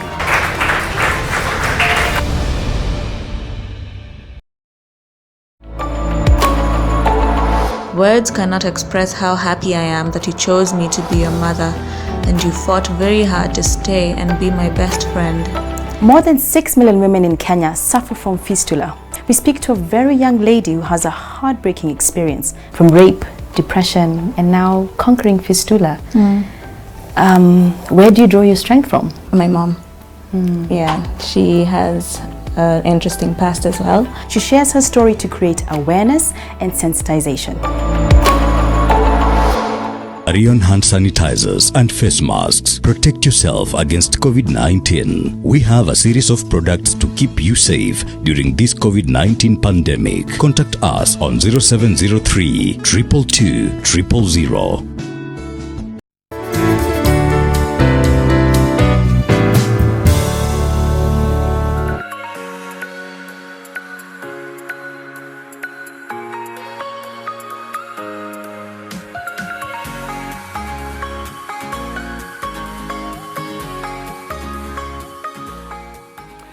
Okay, and we've got Eva Napotuni who joins us. She's a special needs education and disabilities expert. We'll be speaking to her in a moment. But first, Kelvin Njogu, a grade 3 teacher, shows us how to hack working from home. He teaches his students through Zoom class, and that has its good and challenging side. Leo tutasoma Kiswahili. Mada ya leo ni shambani na mada ndogo ni sauti. Tuko pamoja? Yes. Naam. Kuna sauti ambazo ziko kwenye ubao sasa hivi. Nataka Jabali Otieno asome sauti ya kwanza. Kamau. Yeah. Trish. Kwe. My name is Kelvin Njogu. I am a teacher at Moi Educational Center. As a school, we sat down with other teachers and we thought the best thing to do is to teach our children online using the online tools, like for example Google Classroom and Zoom, which are very good tools that they can be able to share work with the people. You can teach live lessons and the learners will be able to follow you wherever they are, whether they are at home, up country. It is something that we are doing for the first time, and children are very excited about it. Children are able to listen to you and ask questions online. Sasa tuende kwa silabi kwa.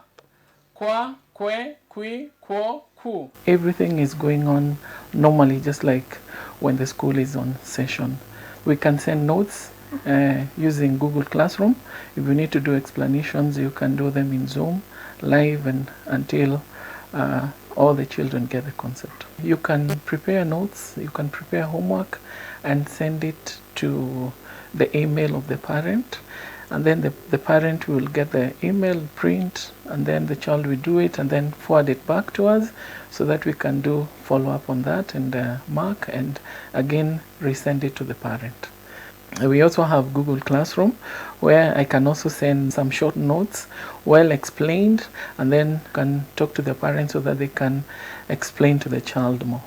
In a day, we can teach as many sessions as maybe 5 sessions, and with a group of a good group is of let's say 10 children or 5. The best one is 5 children, so that you can be able to talk, you can be able to interact well, and you can also have a good class control. Simon, hujambo? Haya, jibu maswali. Tambua maneno yaliyo na sauti bwa, fe na kwa kutoka kwenye kifungu ambacho umesoma. Bwana. Bwana.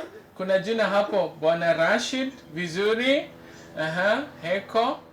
So far they have embraced it. We can say 95% of our parents. It's not a must you have a very complicated tablet or a laptop or a computer. You can easily use a smartphone as long as it's an Android phone. Some parents, you find that most of them are offering essential services in our country, and they are not at home. Once COVID-19 stops, of which we are hoping and praying, we will still continue with the online teaching. The government should also now work on the online materials. KICD should make sure that they publish online materials. Bye. Okay, now, Amos, you are watching that and I saw you nodding your head. Is this doable? It's very, very much doable. And maybe this morning I should tender a public apology to the president. That the president, I think, had seen all this even before he became president. The idea of one laptop for every one child will actually have delivered what we are talking about right now. So I think as the stakeholders, we must really apologize to the president for failing him. Because either by not giving sound technical advice to sabotaging the whole system through corruption and other forms of inefficiencies that made this project become a steel project. When you look at what government put in, 70 billion into this project would be enough to already have given all the children right now in all our schools a laptop, and will still have pocket change. Because we just have about 14 million children in the school system.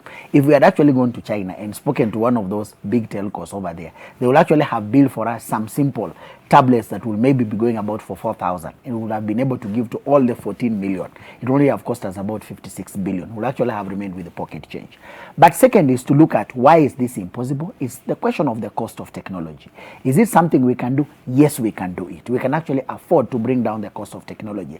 And that's why it's very, very commendable what I saw the CS for ICT do. Now set up a task force on ICT, because one of the things that it has to think of is how do we bring down the cost of connectivity? And how do you do that exactly? Okay, there are many things that you can do. One is to bring down taxation that is really charged on ICT, because you're looking at the devices, how much tax we are paying on them. You're looking at what the service providers, internet service providers, we have about 256 in Kenya, and how much tax they are paying just to provide us such a service. But then number two is also to look at the installation costs of technology, because you're looking at the service providers who have to do a lot in terms of giving up, digging the trenches for fiber optic. They have to put up the masts all over, and putting up one mast is pretty expensive.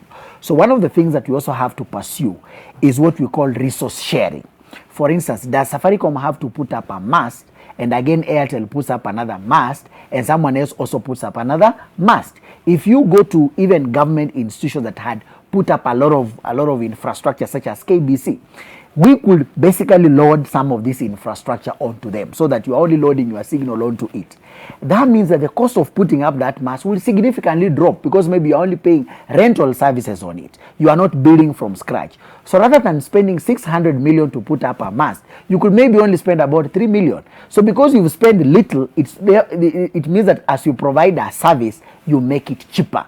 So this is a conversation that must happen in the ICT space. With the laptop project, yes, Yes. that all lost, or is there still hope? There is still a lot of hope. There is still a lot of hope, because if you look at, if we're able to inject in an additional 10 billion, which we are very, very much capable to do, we are even still able to inject in an additional 2.5 million laptops. And therefore, this will facilitate this kind of learning to be happening. Because what we are seeing happening in the Moi Education Center and other forms of private schools where some of us children attend, it is not rocket science. It's basically availability and affordability of internet. And the kind of internet, why it's like happening in places such as Nairobi, is because they have got high-end, the 4G type of technology, which is not available, which is not even available more than 30 kilometers outside Nairobi. Okay, so how do you make sure that service providers are able to invest in such, and they can still get a profit or get something out of what they have invested? Let me move on the discussion. Lydia, let me come to you. Obviously, this pandemic is not good news for anybody, but are there lessons for us in terms of education and educating our children? Are there lessons that we can now learn from this pandemic that might help us to improve and maybe reshape our education and education system? Of course, there is quite a number of lessons that we are running. For example, embracing technology in education system is a very good lesson that we are running, and I think we should invest more in involving technology in our education system. We should also, the teachers should also be technologically advanced, in the sense that they can also use technology even in a classroom, leave alone at home, even in a classroom, because it becomes more interesting to the children than when we are just giving them a lecture and they can see the pictures and all that. So that is very, very, very important. On the other hand, we have had a situation where parents have nothing to do with education as far as their children are concerned. Theirs is only to pay school fees and keep on complaining teachers are not doing, teachers are not doing. Now parents have learned who a teacher is and what a teacher does, because most of them are claiming they are not able to do the teaching that they are supposed to do. You had the teacher from Moi Education Center telling the parents to explain something, and it was in Kiswahili. And I'm wondering how many of them would be able to explain, even that's something they're told to explain. So they have come to realize what a teacher goes through. And therefore, we are running a lesson. On the other hand, there is the issue of parents and children working together and spending time together and spending quality time together. And the parents have come to know who their children are. And especially those ones in the adolescent stage, parents think they are very extremely good at their ages. Now they have come to realize how indisciplined they are. And therefore, when they are blaming everybody else for the indiscipline of their children, they have come to realize it is not easy dealing with those children. But coming together and living together and working together, and the parents spending quality time with their children, that is a plus as far as COVID-19 is concerned. But when you talk about getting teachers up to speed in terms of technology, from your own experience, do you start that with teachers who are currently there, or is this something that you introduce in teacher training colleges and universities? I think it should be introduced in the teacher training colleges and universities, so that by the time they are leaving the colleges and the universities, they are up to the game. Other than just telling teachers, they just teach yourself and so on and so forth. The young teachers are very good at it because, of course, they have come during the time of technology.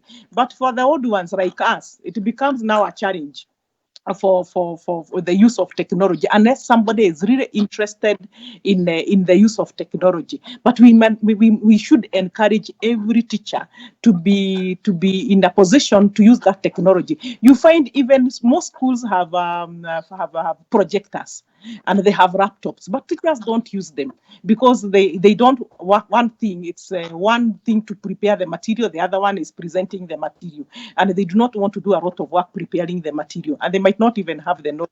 So it is a time now we encourage the teachers to go a little bit ahead and train themselves in a bit of technology. Okay, Amos, to you briefly, do you start with the teachers, do you start with the pupils in terms of that technology shift, a technological shift that we need to make? I think it's not black and white. There are cases where children, of course, are faster. The kind of stuff we started doing with my daughter on coding, she's like 5 steps away from me. So children have that curiosity and excitement just to want to pick up stuff pretty faster. But I think there must be a way in which we also conscientize the teachers just together with the parents. And I think the clearest example is, Joseph, if you try to recall the last time you referred to your phone manual after you had bought a phone, it could be most of the time it's just hard to navigate and find your way out. And that's actually it is also with the technology, all forms of technology.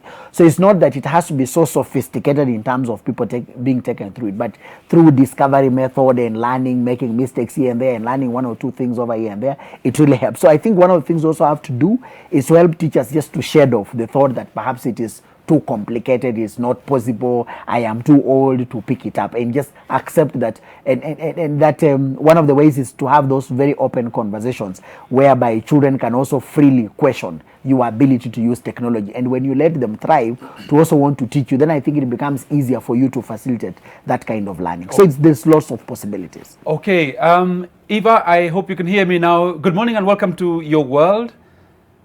Good morning. Yes, I can hear you. Oh, lovely. Good to have you with us. Now, you just joined that we've looked at everything that has been disrupted in terms of education by COVID-19, and now we are looking at life post-COVID. So let me ask you this as well. Are there lessons post-COVID that we need to learn in terms of our education and education systems? What are your thoughts? All right. Yes, there will be quite a number of lessons to learn. I've been listening in on your discussions, and I really appreciated what Mr. Lawrence said about you have to be a trained teacher to teach, because he's told us now that we are all illegal teachers, those who are parents who are teaching at home. But one of the lessons that we will learn from this is that first and foremost, there will be huge appreciation for parents, for teachers. I hope now parents will really appreciate the work that teachers do, the work that therapists do, the work that all members of the school community, what they're involved in. Because ICT, what we've spoken about ICT, it will never replace teachers, especially when we are talking about teachers of early year teachers and also teachers of children with special needs who need a multisensory aesthetic approach that can never be replaced by ICT. So one of the lessons that we learned is more appreciation of that area, and that's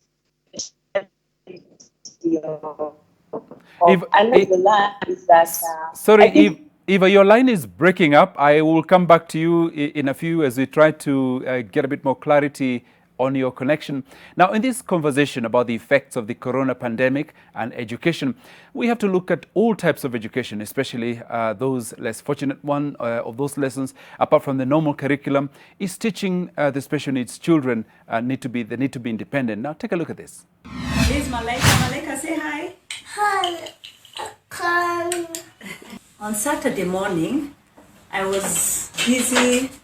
We were having a jam session with Malaika and Nabutuni. And at one point, Malaika removed her socks. So I asked, we continued doing our fun games and whatever we were doing. And I asked Malaika, put on your socks. Why are you removing your socks? Put on your socks. And Malaika sat there, and I watched her struggle to put on her sock. And at one point, I actually got a little bit, because we've been doing it for her. We've actually been doing all these things for her. And I think Malaika is going to be 7 this year, and she's not putting on her socks. That doesn't sound right, yeah? So one of the things that I really want to talk to us as parents is we have this time now at home with our children.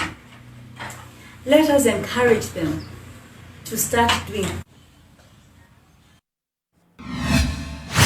Okay, Eva, we're just watching you there. A few more comments on that clip that we've just played from you, Eva, and some of the challenges that you've witnessed, especially addressing, children with special needs.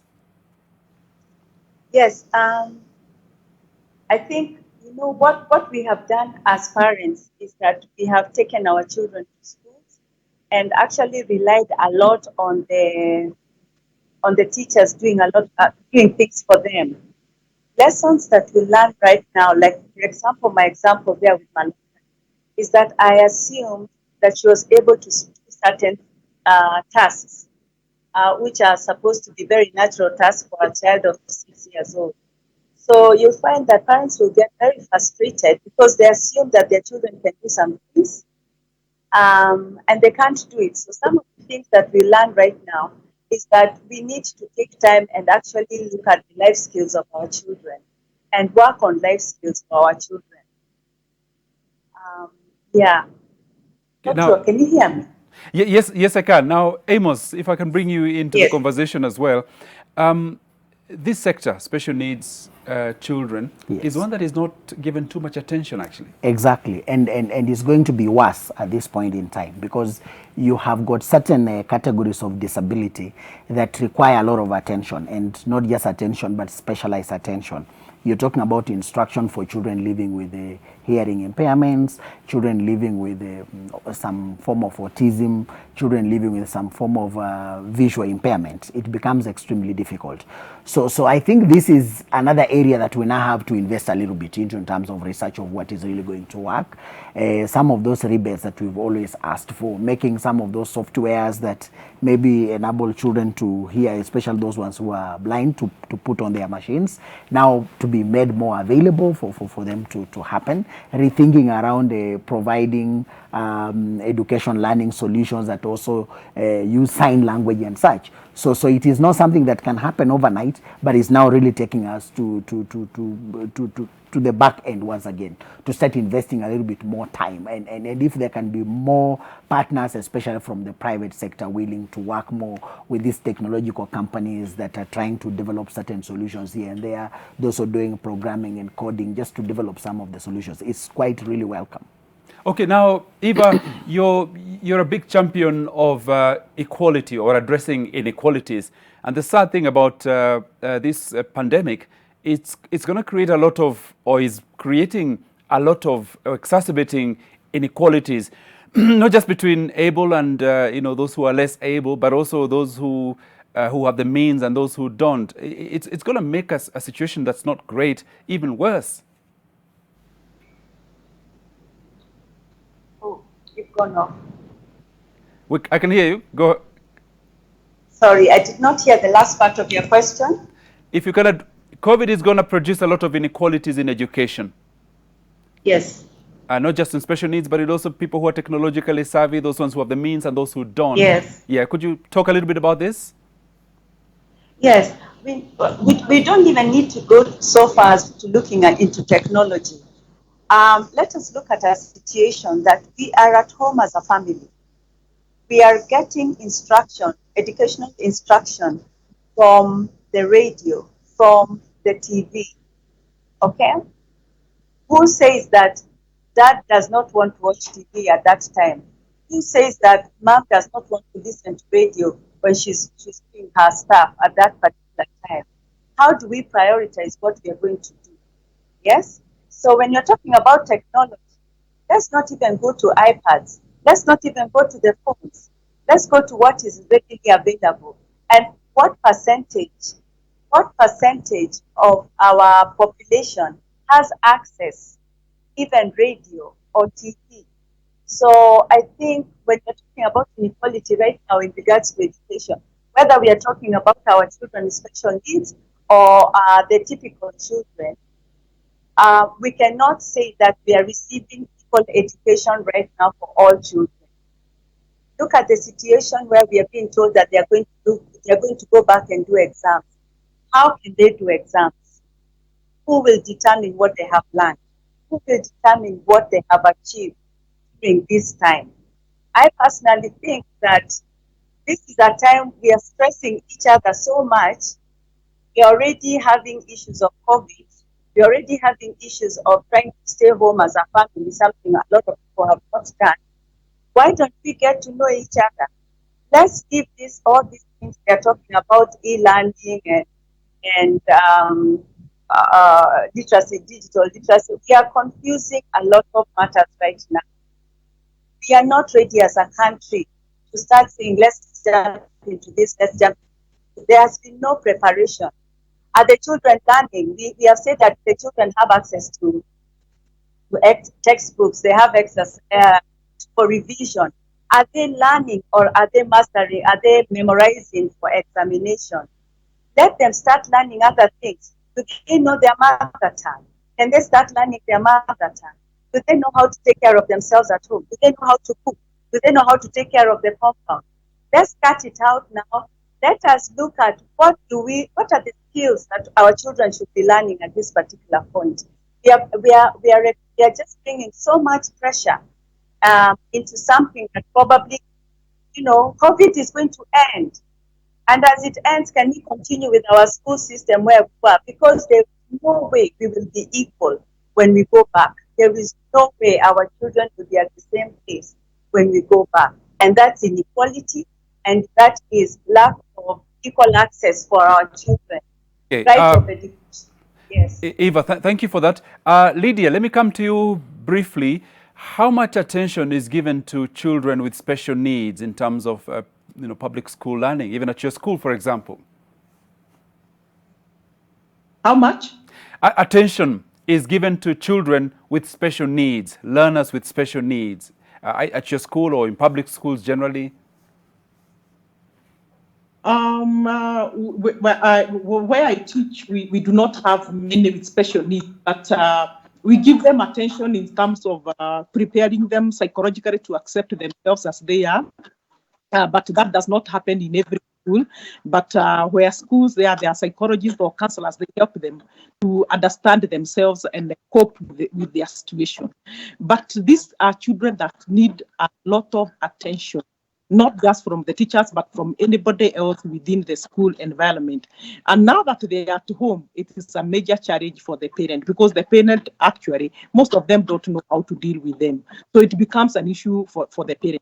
And just like Eva is saying, we are concentrating so much on academic education and sitting for the exam and all that.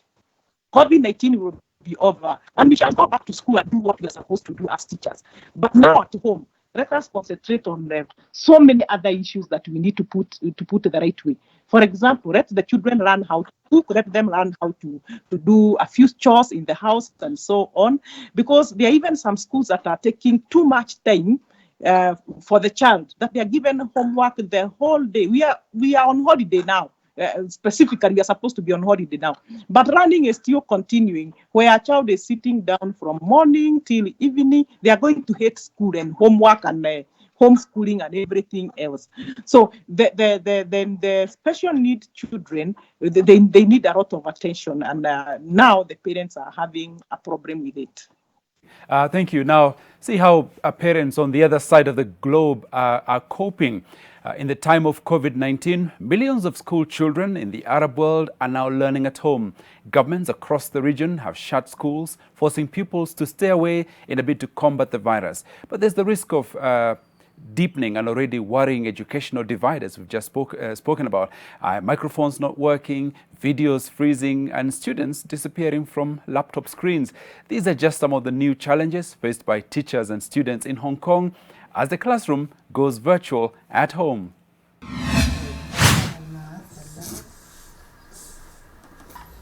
Yeah, I understand well, because there's the PowerPoint and everything's there, and we get everything as we do in school. So I think it's basically the same, just we're at home instead of school.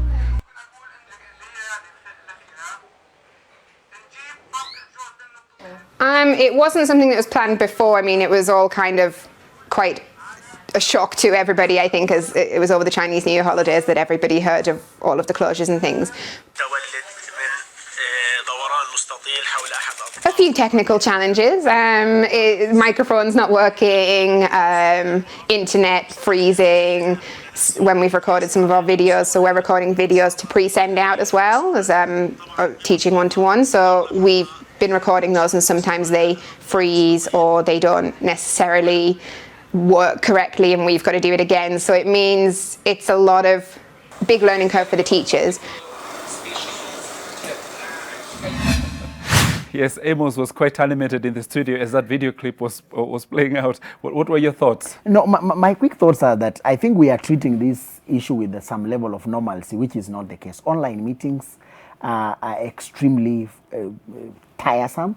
I personally come out of those meetings extremely tired. Sometimes even as a grown-up. Yes, even as a grown-up. So maybe also one of the things that those who are hooking onto it have also to explore is reduce the time. You really can't do lessons, 5 lessons in a day, each of them going for an hour. Honestly, that's just too much.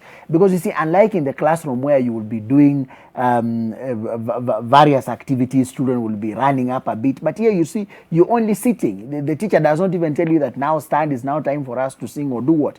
Especially for young children, it's extremely boring. So maybe even for those of us who are so much deep into that space of developing the content and designing those curricula right now to work through online channels, we have to think of short lessons, 20 minutes, 30 minutes, because the concentration span for such online sessions will not be pretty long. But otherwise, treating everything in a normal way, just taking the curriculum as it is and then beginning to load it onto technology is really a waste of time, because you will not really get the utility. It does not really serve the purpose. The utility of it might be pretty lower than what you expect it to be when you are having a real human-to-human interaction. Okay, now growing up, parents would constantly drill the message of academic excellence and remind the children the importance of being top of the class.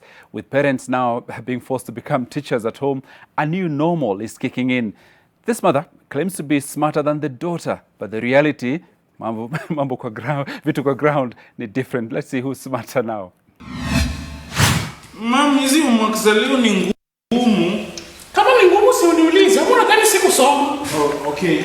Find the bearing of a plane flying at cos theta 3.5 logarithm assuming x-axis and y-axis using pi in both cases as matrix and integrate your answer.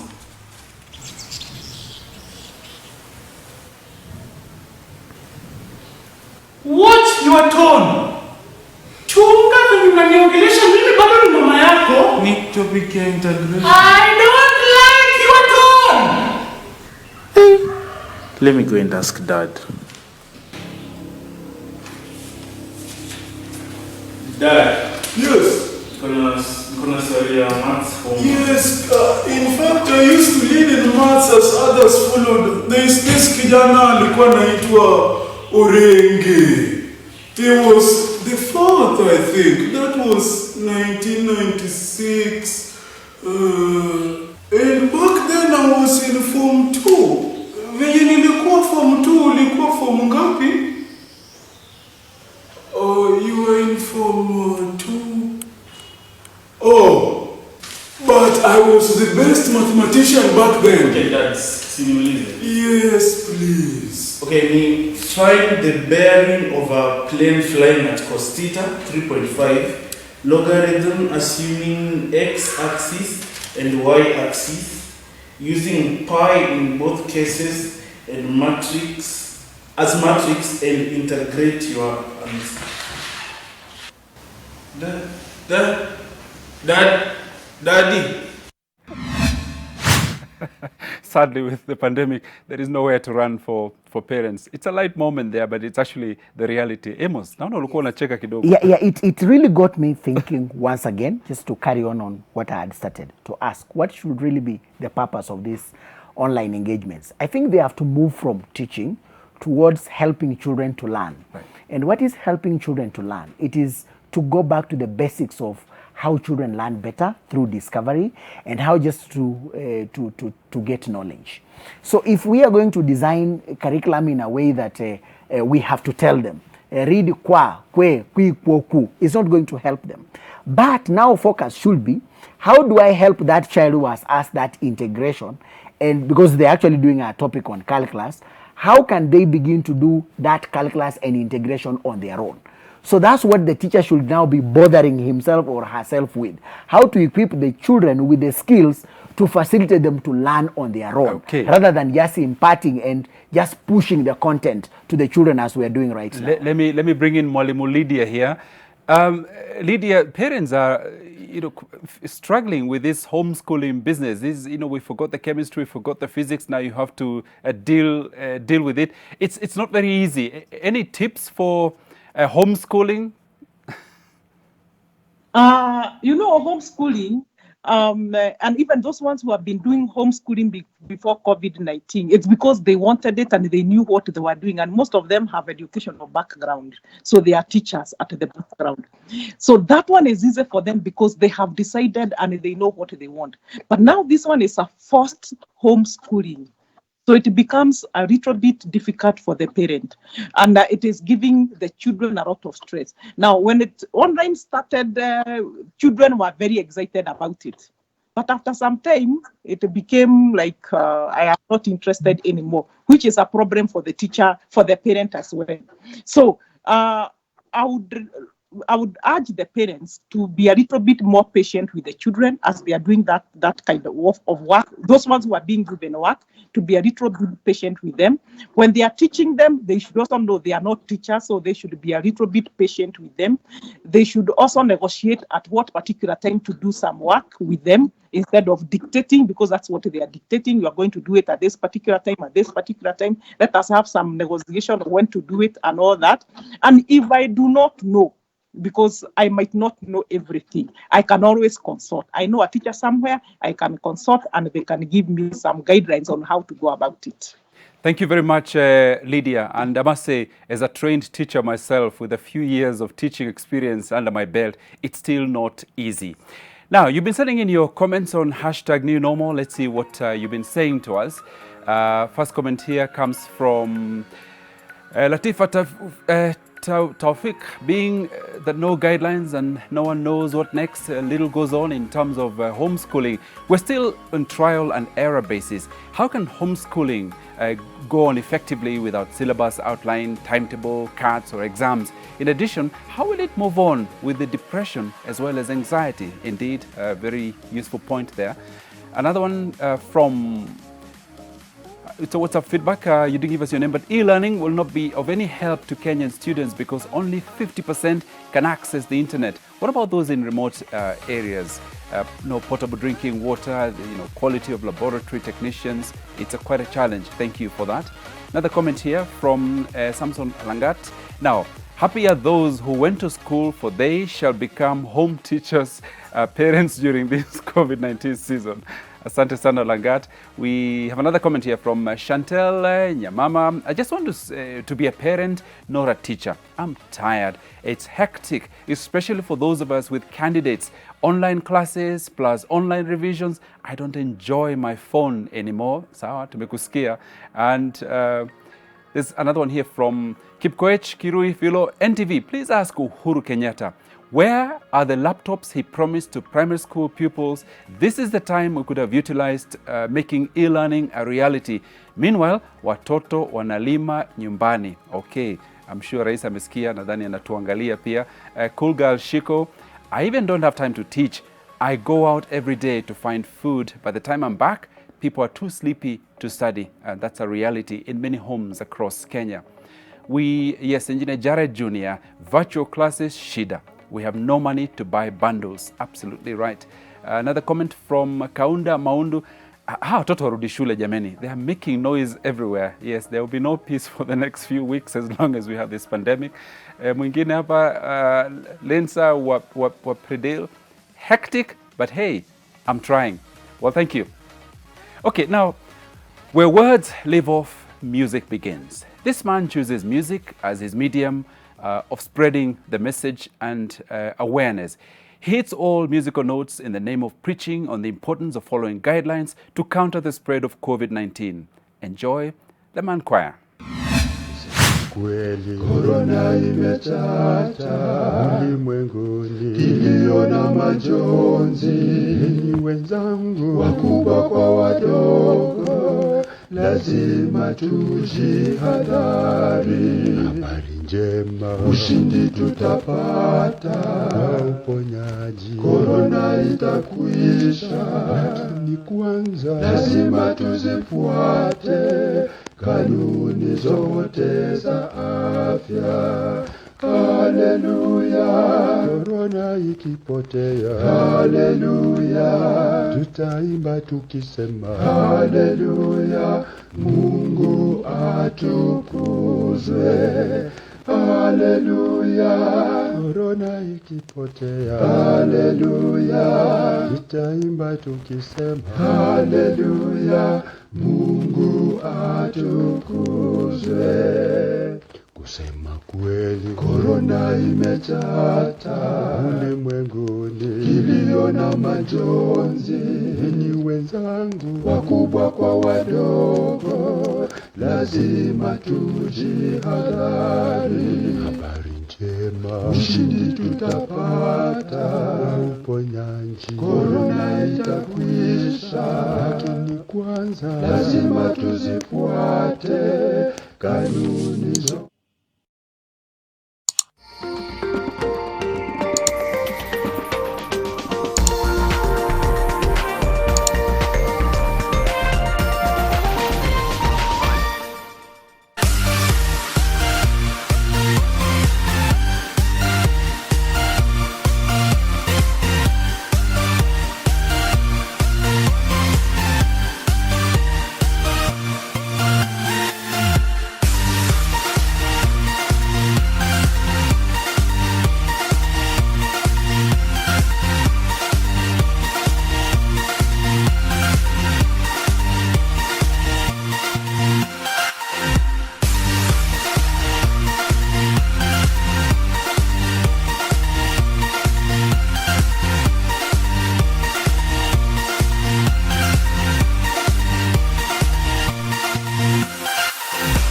Mind-blowing music and entertainment. Just move to NTV.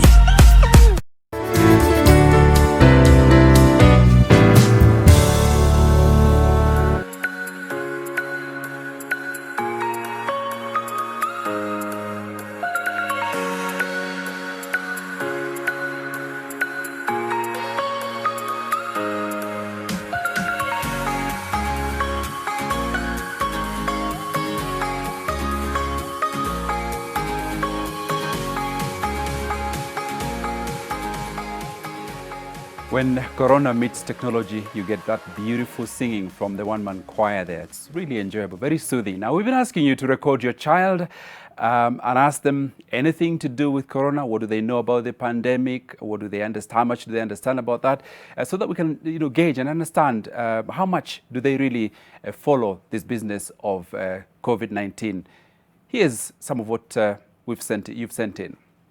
Hey, today we're going to wash our hands. Let's wash. See, I have my bar soap and running water. First, put water on your hands so that the soap it touches your hands nicely. Put a lot of soap on your hands if you're using a bar soap. Okay, we're going to wash. See, my hands are full of water and soap. Now, the first thing you have to do is like this. The way we usually do. Then second step is do like this. The third step, because you've been doing this and now on the thumb, you have to do this. Okay? The other one. Like that. And then now put your fingers inside. Like that. See? And then now you do this. And then here you do this. The other hand like that. And also the most important part of all, do this, please.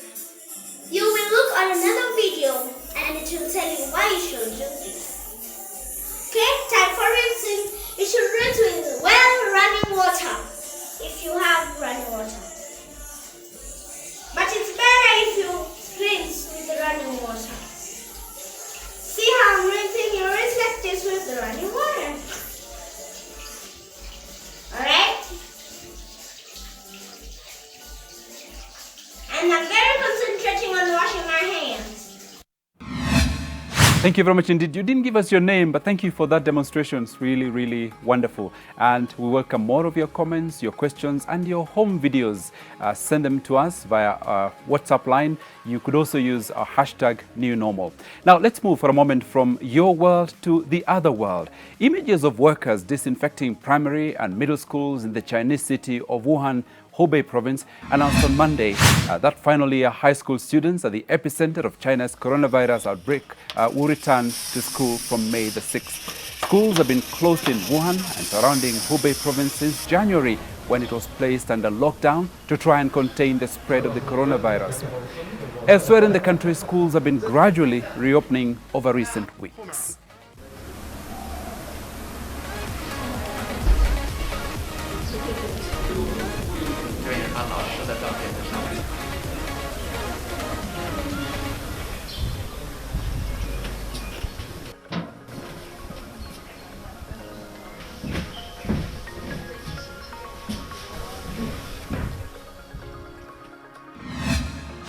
Images of people respecting social distancing and having their temperatures checked before entering the Noida Special Economic Zone close to Delhi.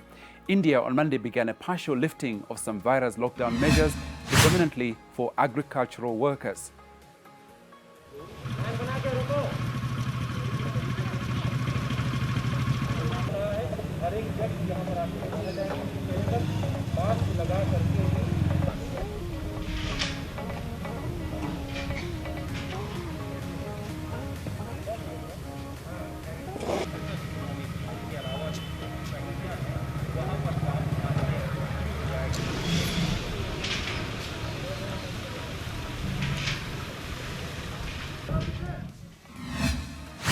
US President Donald Trump announced that his government would cut off funding to the World Health Organization. Global citizens came together on Saturday for a virtual concert aimed at voicing solidarity with the health workers on the front lines of the COVID-19 pandemic and raising funds to ensure they have the necessary tools with which to fight at their disposal. They say music is food for the soul. Not strong, and I'll be a friend. And on Saturday, over 100 musicians in America, the United Kingdom and Italy performed in a concert streamed online in honor of health workers battling the COVID-19 pandemic. From home, the musicians led by Lady Gaga belted out tunes in performances broadcast on US television, YouTube, Twitter, Facebook and Instagram through not-for-profit Global Citizen. The A-list performers included John Legend and Sam Smith in a duet of Ben King's Stand By Me,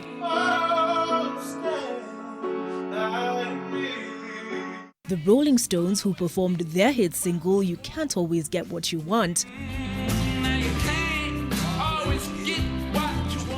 legends Elton John and Celine Dion also lent their vocals to the cause, which aims to raise funds for the World Health Organization on the heels of an announcement by US President Donald Trump that his government would be cutting off its funding.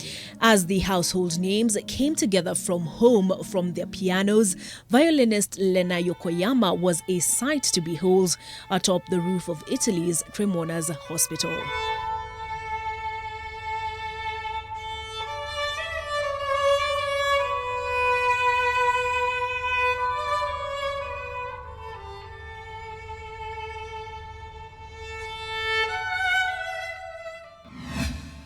Beautiful stuff. Now, masks have become a way of life for us all. Wearing the mask may seem easy for many, but not everyone. Well, have a look.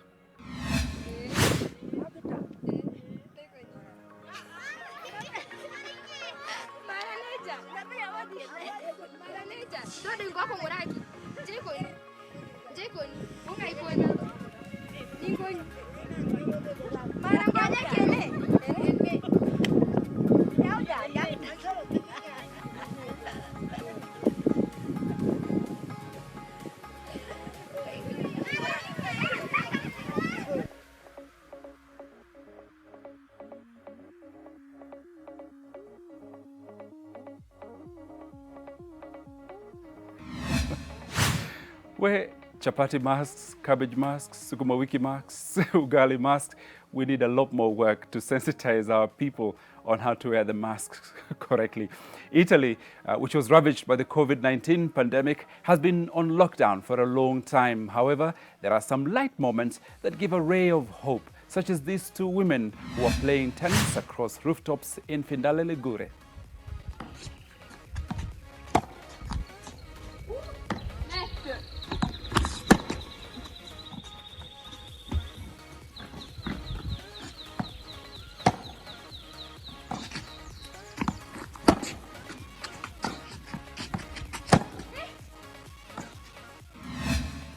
Wow, try that in our apartments where even hanging clothes to dry is a challenge. Now, did you know that you are 1,000 times more likely to spread bacteria with damp hands? Did you know that the situation is grim for those who do not wash their hands after visiting the toilet? Even 1 gram of human feces can contain 10 million viruses and 1 million bacteria. Did you know that 80% of contagious diseases are transmitted by touch? Studies show that more women are more likely to wash their hands with soap and water as compared to men. Okay, Amos, coming to you now as we close. You were engaged on that discussion about the masks. No, I think the positive side of it is that people have taken it up well. I think when I try to walk around, I use public means sometimes, and I see the kind of enthusiasm and the level of especially Nairobians, how they have taken up with taking to the instructions of the Minister of Health. I think it's very, very encouraging that there is the darkest hour is just before dawn, but as I said when we were starting, our success depends on just behaving well, common sense, not complex stuff that you learned in school. The kinetic theory that you learned in economics is not going to help you at this point in time. The log theory that you learned in school is not going to help you at this point in time. It's just doing what that young girl was demonstrating to us. Wash your hands, put on the masks, stay in the house. That is what is going to save you. It is that simple. Okay, and Eva, to you, this whole business of learning how to wear the mask and wear it correctly, children have caught on quite fast. What about those with special needs?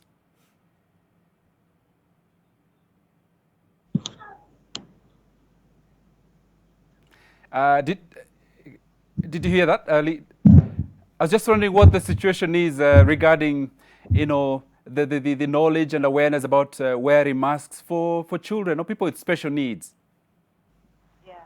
Yeah, I think that's an important point. We have children who have sensory issues. They are not able. I'll come back to you. Sorry, there's a bit of noise on your noise, but let me go to Lydia. When you go out, I'm not too sure where you live, whether you're in the vicinity of Kiambu. How well are people wearing their masks, and are they actually wearing them? I live in Okatarungai, and people are wearing masks, but not all of them. And some of them are wearing, but not the right way, because you can see the nose is out, but then they are still claiming they are wearing masks. But you know, it is not easy to start a new habit. And this is a new habit that we did not have of wearing masks. So it's a bit uncomfortable for people, but they are trying to wear.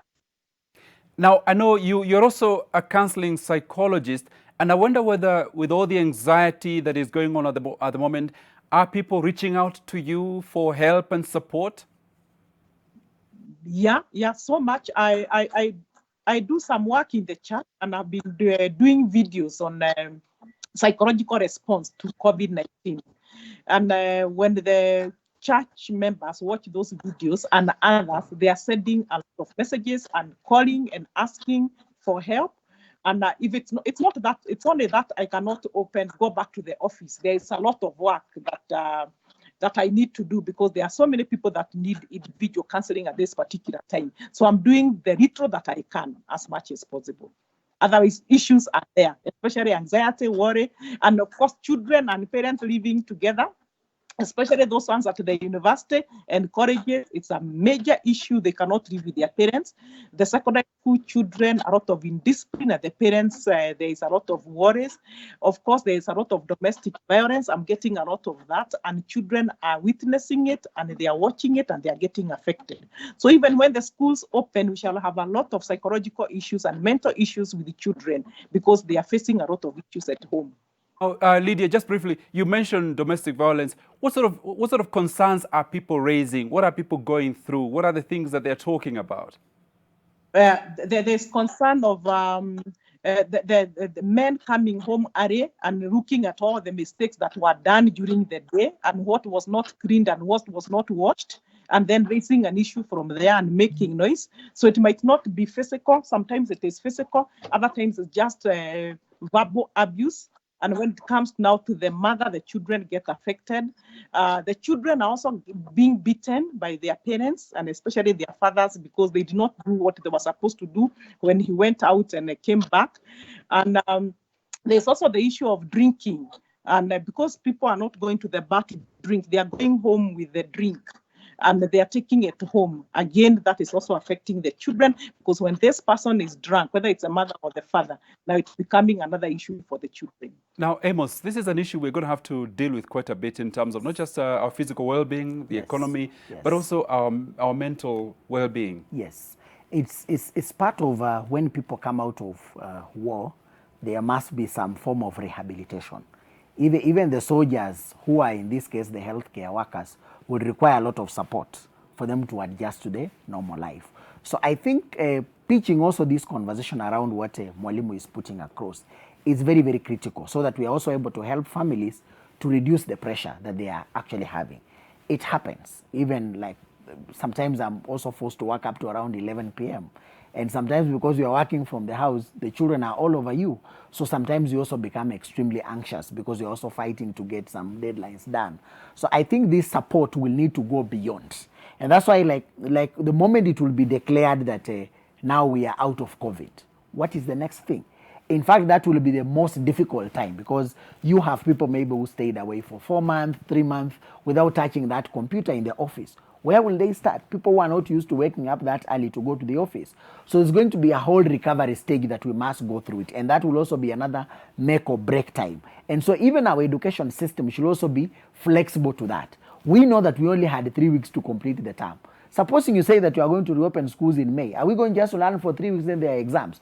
We must be extremely sensitive to know that these are human beings and therefore adjust how people will now be going back to whatever they knew either as the norm or now to adjust to now what will be the new norm. But what we know, what the world was what Kenya was on 13th of March will never be the same. We will never go to it. It's a new normal. Yeah. Eva, if you can hear me now, maybe your thoughts on this whole thing about anxiety. We talked about a lot about learning, but children are learning in a very, in very difficult circumstances. This is not life as we knew it before, and especially when it comes to children with special needs. Your thoughts on mental health?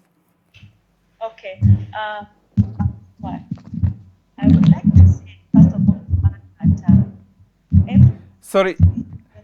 Yes, you cannot hear me? Sorry, Eva. There's a bit of banging on the table or something. Really sorry about that. Let me shift briefly to Lydia, see whether we can be able to fix your mic for a few minutes just before we close. Lydia, if you can hear me, you've mentioned some of the challenges that are going on in the homes because of the anxiety, the worry, the concerns.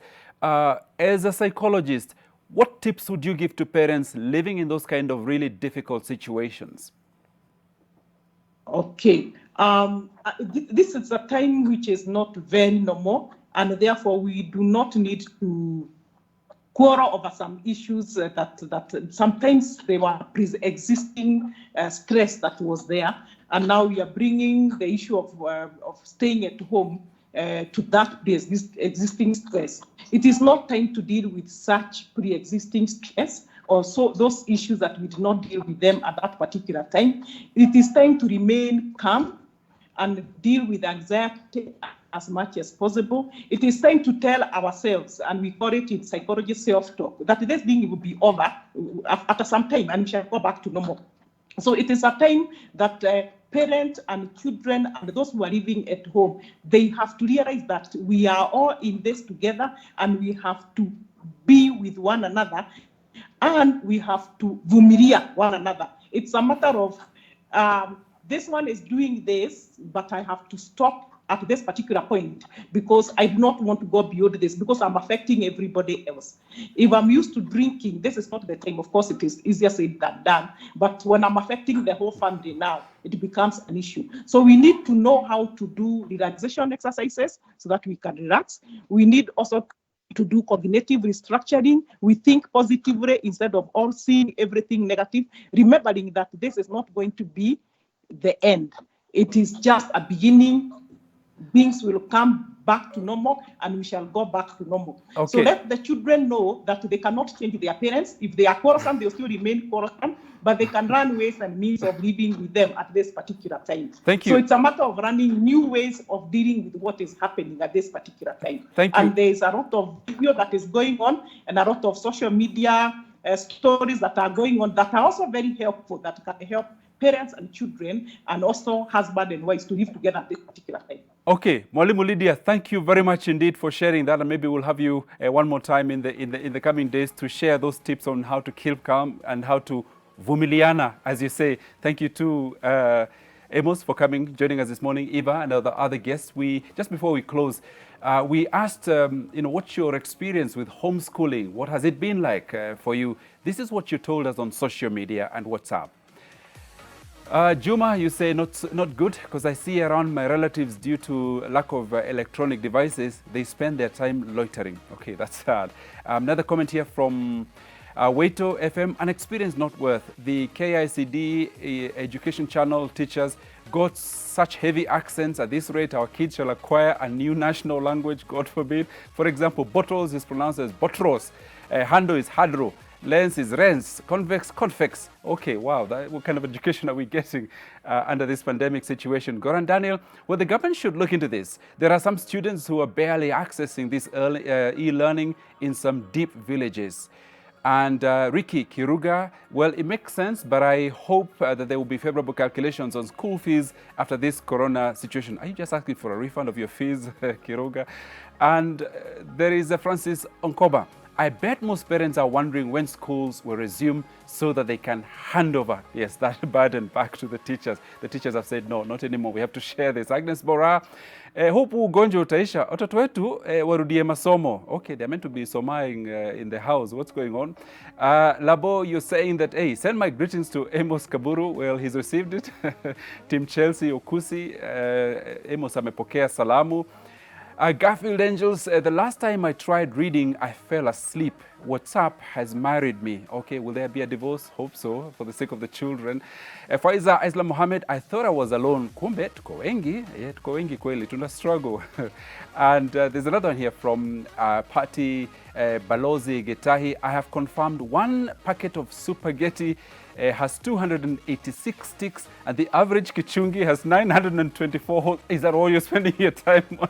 Well, thank you very much indeed. Somesha watoto pia. Thank you very much, Amos, Eva, and Mwalimu Lydia for joining us. That's it. We'll be back tomorrow with Tizi Nyumbani at 6:30. But just before I go, John Sakaja used his rapping skills to teach his kids about the COVID-19 hygiene measures one should take, and they used to be the same skills to teach others. Well, take a look at this as we end our show.